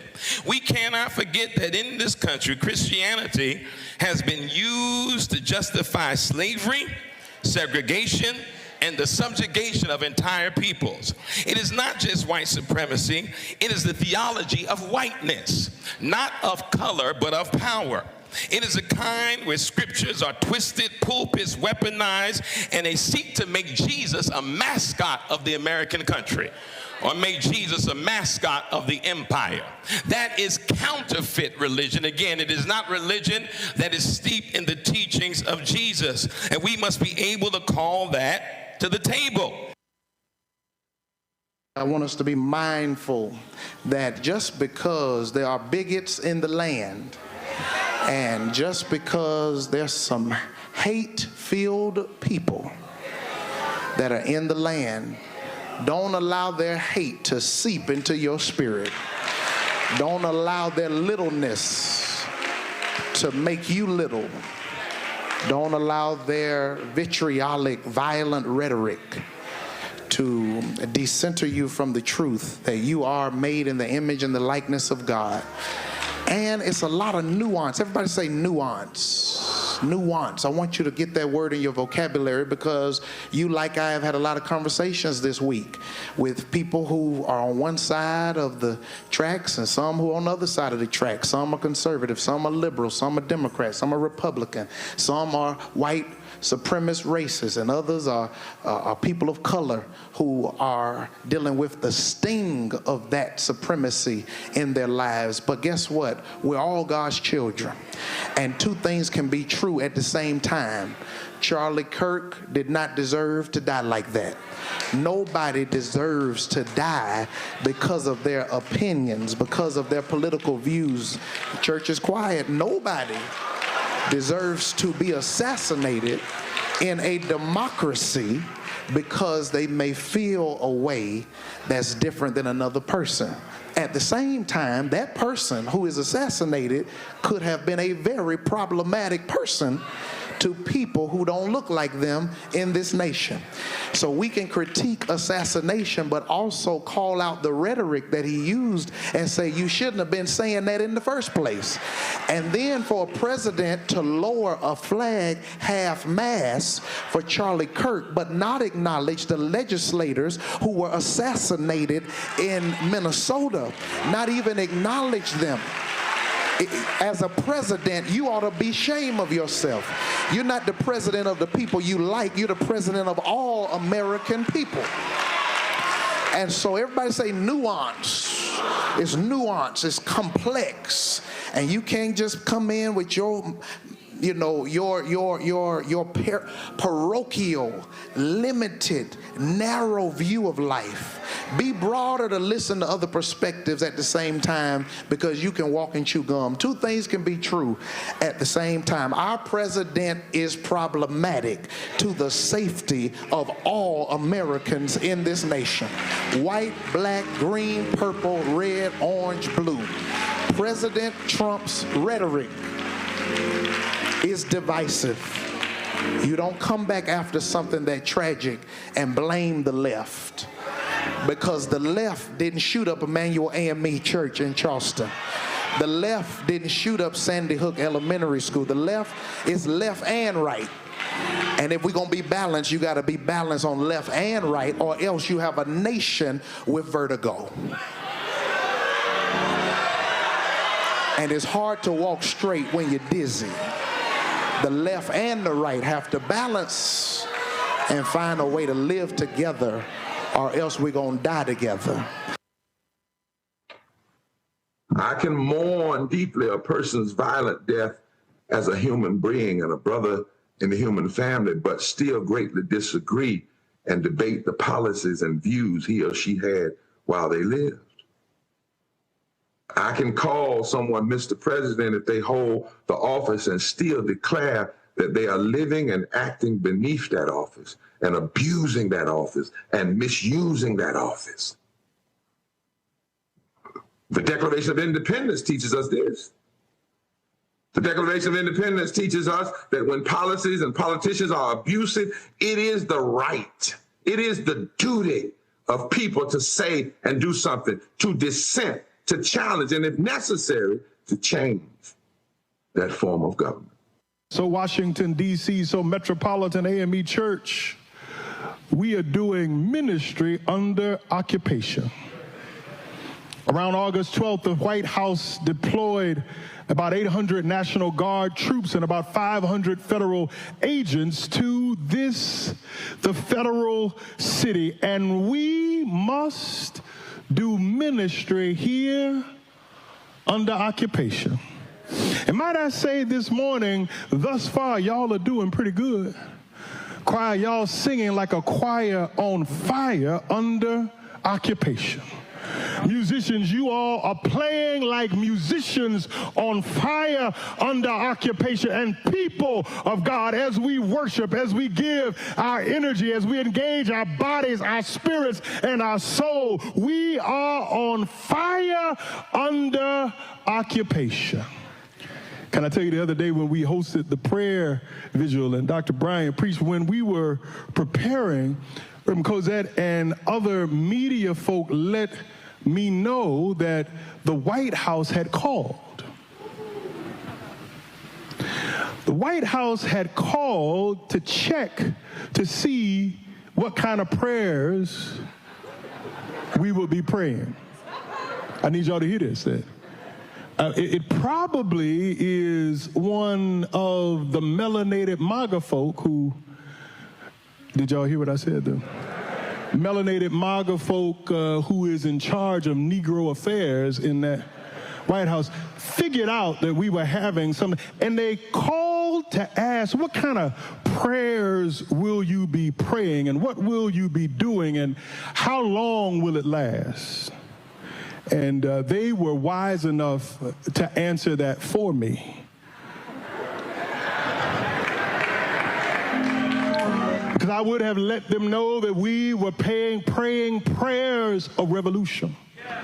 Prayers that God would take down the mighty and lift up the lowly. We would be praying prayers of revolution, that rough places would be made smooth and crooked places pray. That we would be praying prayers of revolution, that the waters of justice would flow in this city and in this nation. That we would sing songs of revolution. That's what we are doing. And y'all need to be clear that they are here this morning. That they are everywhere, but I need them to understand that we were not afraid then, and we will not be afraid now. In the midst of the occupation, we will keep doing what we've always done, preaching like we've always preached, serving like we've always served. We will not roll over under occupation.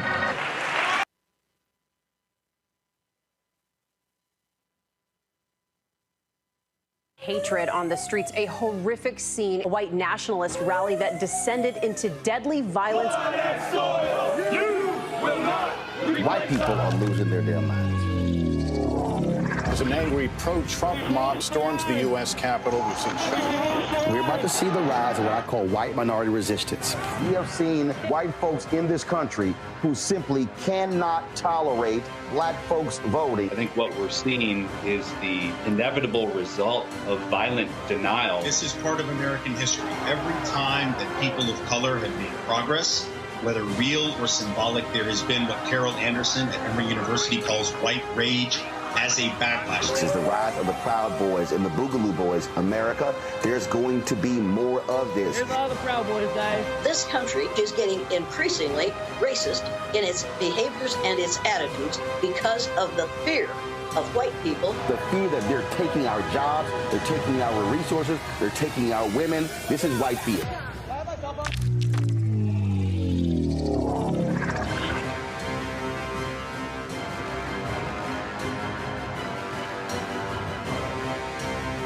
This week on A Balanced Life with Dr. Jackie, we're talking all things entrepreneurship. Whether you want to jump right in, take a leap of faith, or you've just been thinking about it for a while, we're having a one-on-one candid conversation with Dr. Tierney, our level up coach and YouTuber of the amazing Hey Sugar. So let's talk about entrepreneurship. Before you jump out here, know that it is some work that goes into it. And not necessarily the work in the business itself, but some inner work. That's this week on A Balanced Life with Dr. Jackie on Black Star Network.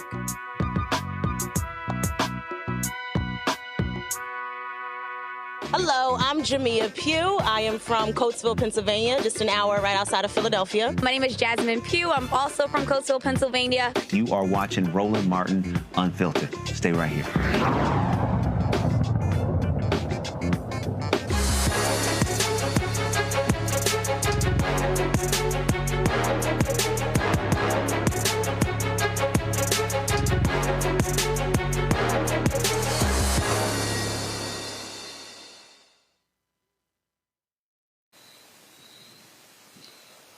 Folks, hashtag End the Stereotypes is a T-shirt apparel company with a mission to break down harmful stereotypes. Joining us right now from Gulfport, Mississippi, is founder Yolanda Crawford. Yolanda, welcome to Roland Martin Unfiltered. How you doing?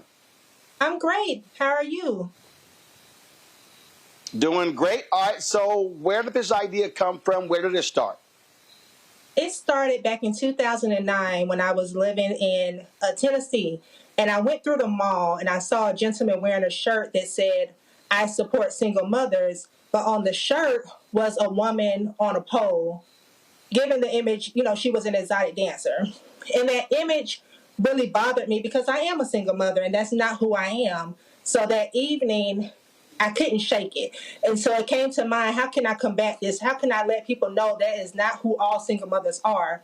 And I just began to sketch out, I am a single mother. I am not promiscuous. I am not on welfare. I am not, and that's how the idea became. And then I just expanded to, I am a Black woman. I am not loud. I'm not angry. I'm not ghetto. I'm not bitter. I thought about my father, my brother, my son, thought about what they are facing as Black men, and the idea just grew from there. And you started this when? 2009 was when it was first started. I launched my first website in 2012, and we revamped in 2021. So you revamped in 2021, and so how's it gone so far? So far, it's going well. We are still small but growing, but definitely we're getting more attention, more sales. We're growing faster now. Gotcha. And what would you say is your most popular shirt? The most popular shirt by far right now are the I Am a Black Woman t-shirts as well as the I Am a Black Man t-shirts. All right, then. Questions from my panel. Mustafa, you first. Yeah. Well, sister, thank you for doing this. It's always important to correct the narrative and to bring forth the beauty that exists in our community. I'm curious, as your business is growing, where do you see yourself in the next couple of years? I want to develop a full fashion brand. So not just t-shirts and hoodies. We want to be top and bottom in retail stores, in New York Fashion Week. I want it to grow, but not just for, any general purposes. I want people to become more knowledgeable of how harmful stereotypes are and how they affect our community. Larry? Yeah, congratulations on your success. So my question relates to, what are you doing? Like you've got some great, very creative T-shirts. What do you do to protect the product, right? There are a lot of, entities out there that replicate, T-shirts, et cetera, hats. What are you doing to protect your brand from that happening? We are still working on that. The brand itself is trademarked. We are working on how we can protect our designs. That's still a work in progress. Right now, it's just, we're just praying. But we didn't want to wait to get our ideas out there, our messages out there. But we are working with attorneys on how to continue to protect our designs and our wording as they continue to roll out. How many different designs do you have? Right now, we have about 14 different designs. Okay, 14 different designs. So, what would, now, did you come up with all of these, or did your users, did your fans also, your supporters suggest different shirts they would like? These are all my ideas so far. We are open to hearing from our fans, from our buyers, of what else they would like to see. But so far, all of the designs that are on the website currently were all born from me. All right, then. Well, folks, if y'all want to check out these shirts, go to shopblackstarnetwork.com. They're on the website. You can check it out, shopblackstarnetwork.com. Hashtag In the Stereotypes. Look at all the different designs. You want to get one of these shirts? Please do so by going to shopblackstarnetwork.com. Yolanda, we certainly appreciate it. Congratulations on this, and hopefully folks will buy all your product up. Thank you so much, and thank you for having me. We appreciate all that you are doing as well for the community.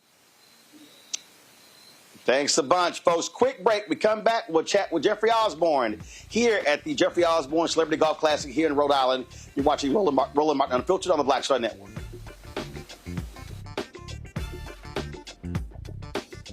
Now streaming on the Black Star Network. I have name recognition, but I tour more than any rapper.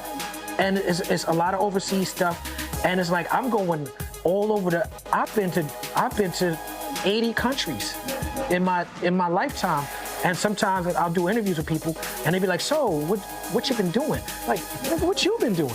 You know what I'm saying? Like, I just came back from Belgium and Brazil and South Africa. What you been doing? Right.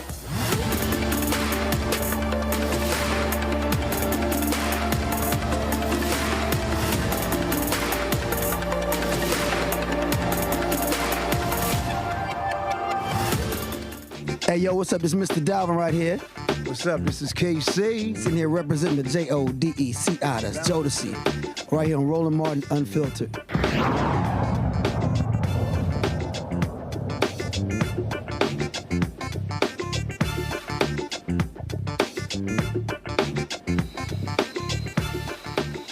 Folks, y'all can tell I'm in Rhode Island. It's like 62 degrees. Temperature is dropping. A little breezy out here. Brother ain't ready for this. I still want some heat. Of course, we're here for the annual Jeffrey Osborne Celebrity Golf Classic. It's been a blast. We played today, practice round yesterday, played today. Of course, had the mini show last night featuring Smokey Robinson, Jeffrey, Chris Tucker, Johnny Gill. And so we're going to have, of course, the awards show tonight. Raised a bunch of money last night. So welcome to the show, Jeffrey Osborne. All right. Glad to have him here. What's up, man? You helped me out a lot last night. Yeah, we raised a little money. So, you know, now in previous years, Jeffrey would tell me I was doing the auction. So I was about to go to the bathroom. And he was like, well, Roland. I was like, I guess I'd be doing the auction. So we, of course, gave some items, sold some items, and did what we had to do, raise some money. So tell folks, first of all, what this golf classic does, who it supports. Well, you know, it's my hometown, Rhode Island, and I figured it was better for me to come back and do something for my hometown, because everybody has... Your home state. My home state, right. Well, everybody has something in California, and it's easy there because all the celebrities are there. Right. But I wanted to do it here, and it makes it a little bit more difficult because I got to fly people in, but I got some great support. You know, I got people like you that show up, people like Smokey, Chris Tucker, you know, Johnny Gill. Got a great bunch of musicians, and we try to just actually entertain people also. So I have like 6 charities here, and it's mainly youth-driven. You know, we do the Rhode Island... Just slide over right over here while you're in the frame, and we go. We do the Rhode Island Philharmonic Orchestra because they go to schools and they help people as far as learning how to read music, how to write music, how to perform. So that's important to us, you know. So we do the Rhode Island Orchestra, Philharmonic Orchestra. We do Boys and Girls Club, you know, Boys and Girls Clubs. Everybody knows about the Boys and Girls Club. We all came up in the Boys and Girls Clubs. We do Buttonhole, which is a 9-hole golf course that actually is for young people. And they go to the schools and they teach during recess time kids how to play golf. And so we figured that was important. We do the Met School. It's a high school where you go to learn exactly what you want to do to the next level. So you get to pick and choose the classes you want to better yourself. We do the Amos House, and that's like a safe haven kind of place. They take people off the streets, they feed them, they find them housing. And those are the kind of things that we do that are important to me, important to the support the community. And it feels good, man. It feels good to come back home and be able to do something, you know? And that's the thing a lot of people don't understand. I mean, people always tell me, like, man, you always playing golf somewhere, but not understanding that a lot of these nonprofits really depend upon money being raised. You've got grants being cut on the federal government, on the state government, and so the support of foundations are really important, especially when it comes to the arts. Oh, without a doubt. That's the first thing that they take away in the schools, especially the public school system. First thing they pull are the arts. And so it's important for all of us as entertainers to speak up. And I go down and I speak, downtown at the, the courts to let them know how important that they need to bring music back into the schools, because music is one of those healing things. And it's actually proven that it helps students' grades, to have music. So we fight for that, and that's important. And, I'm proud to be able to do that here. And again, and music is universal. I mean, it really is. I don't care. You look out at the audience. I mean, even now, you perform, you got multi-generations sitting out there singing woo-woo and concentrate on you. Exactly. So you have grandparents, parents, and their kids. And it's amazing to see that. When I first started, I never realized that music could last that long and have that longing effect on people. And it's the biggest honor is for people to come up to me and say, hey, I got married to your song 30 years ago. And I'm like, are you still together? Yeah.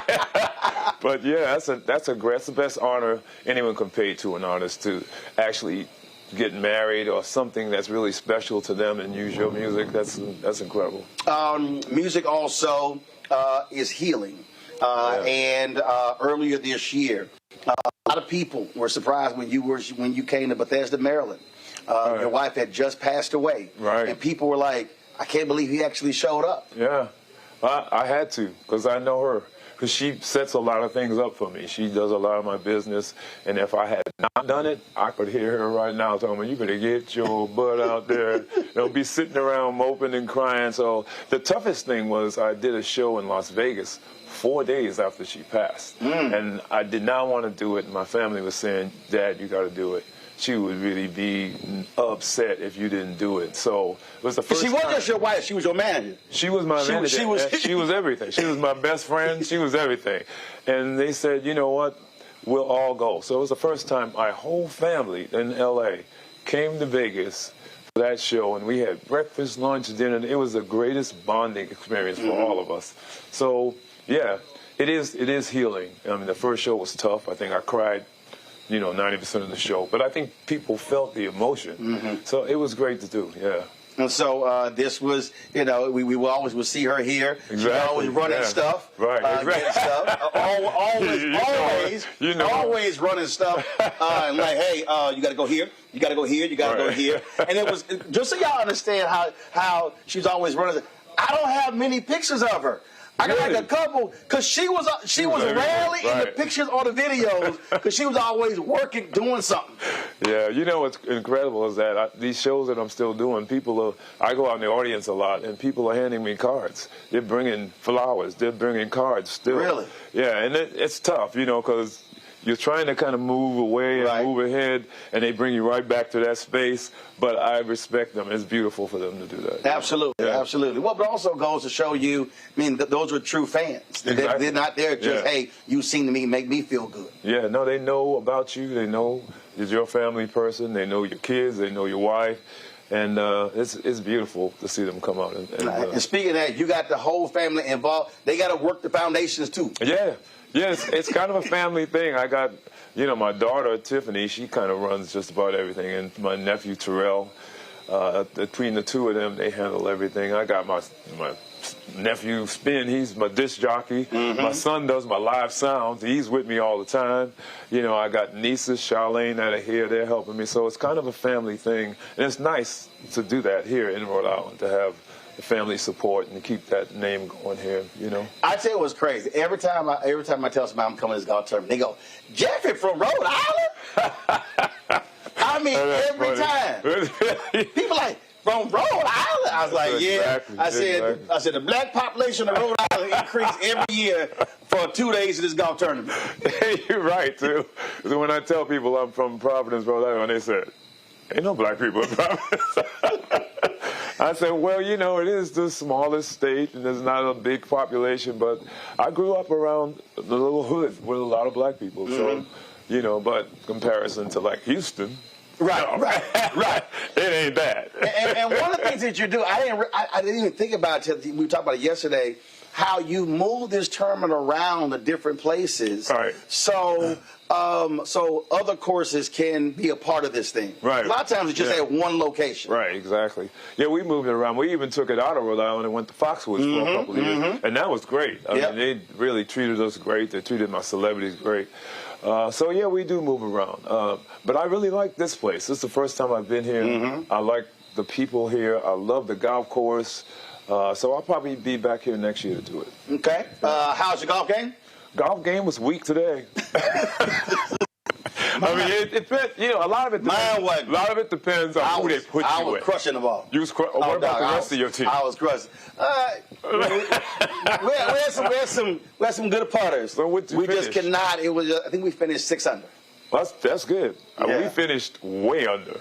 Way under everybody. I mean, I think we parred 4 holes.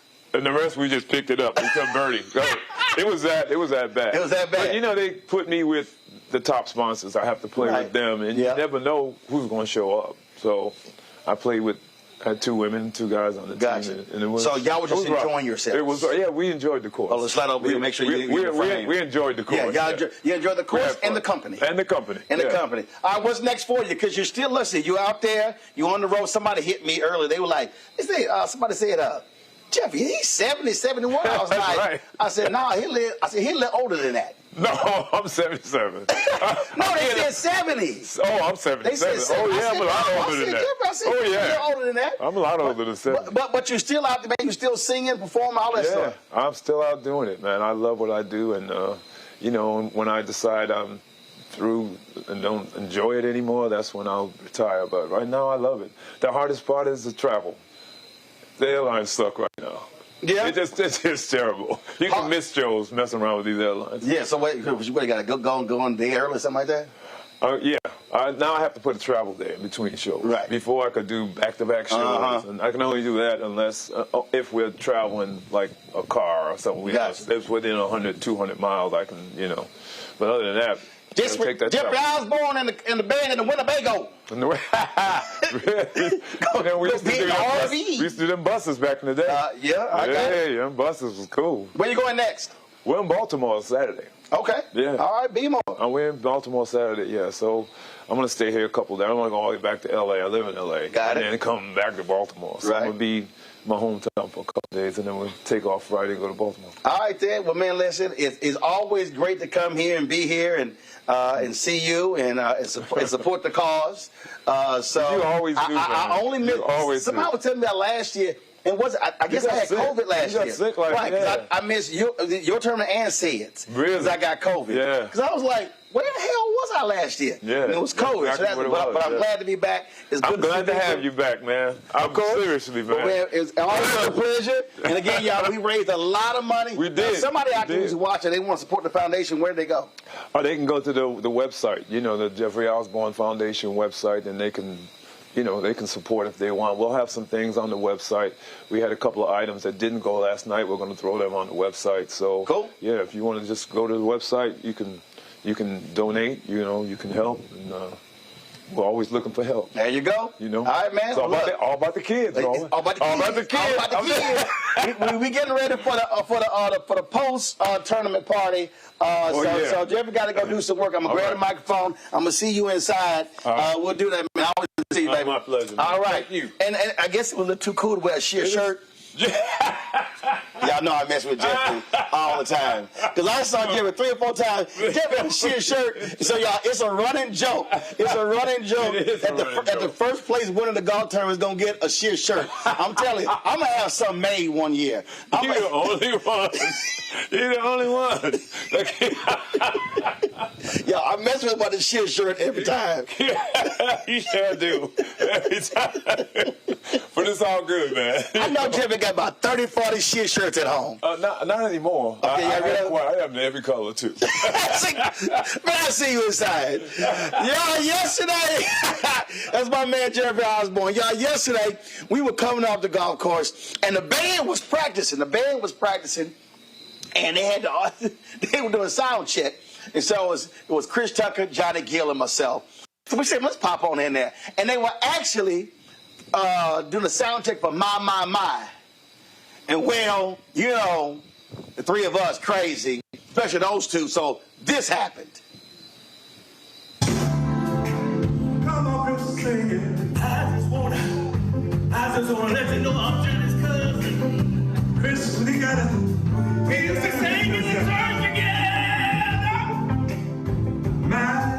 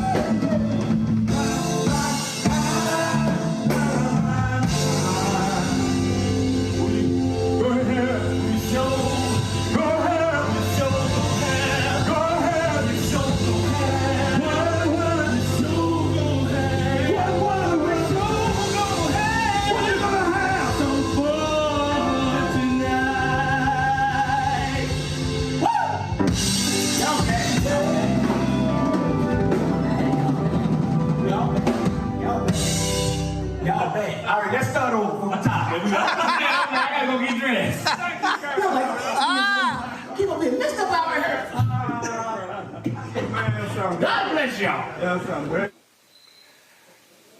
Absolutely shenanigans here, y'all. I got lots more stuff to show y'all. Smokey Robinson, Richard Dent. We got Claudia Jordan. We got some great stuff to show y'all. So I'll have that for the rest of this week. I'm back in studio tomorrow, y'all. So look forward to be back in D.C. Let me thank Mustafa and Larry for being on today's show. Gentlemen, I certainly appreciate it. Thank you so very much. Always a pleasure to have y'all here on the panel. So I certainly appreciate it. Had a ball here. So like I say, we have to head to the post-tournament party. So looking forward to that. So let me go ahead and wrap this thing up, folks. Don't forget, y'all want to support the work that we do. Join our Bring the Funk fan club. Your dollars make it possible for us to cover the stores all across the country. So when you give, you support this show, paying the staff, all the different costs. You know, it's $195,000 a month, y'all. If y'all could actually see right here. So I've got my camera here. I got the microphone. I got the monitor. I got 4 lights, the live view, the portable batteries, all this sort of stuff fits right in my 22-inch away suitcase. I call it my portable studio. And so that's what we do when I'm telling about myself. But when we doing bigger shows, man, we roll with a whole bunch of stuff. So your support is critical. If you want to give you a cash out, use the Stripe QR code. You see it right here, bottom left-hand corner. PayPal is R Martin Unfiltered. Venmo is RM Unfiltered. Zelle, Roland at RolandSMartin.com. Roland at RolandMartinUnfiltered.com. Checks and money orders. Make it payable to Roland Martin Unfiltered. P.O. Box 57196, Washington, D.C. 20037 7-0196. Download the Black Star Network app. Apple phone, Android phone, Apple TV, Android TV, Roku, Amazon Fire TV, Xbox One, Samsung Smart TV. Be sure to get our Roland Martin Unfiltered swag, Black Star Network swag. Go to shopblackstarnetwork.com. Get our T-shirts, our hats, our mugs, all that good stuff. When you buy our products, that money comes also back into the show. Support the black-owned businesses that we have in our marketplace on shopblackstarnetwork.com. We just had, of course, #End Stereotypes. We had them on today, so go to shopblackstarnetwork.com. And also, don't forget, get my book, White Fear, How the Browning of America is Making White Folks Lose Their Minds. More important now, more than ever, with all of this rising white Christian nationalism going on. Y'all, I called this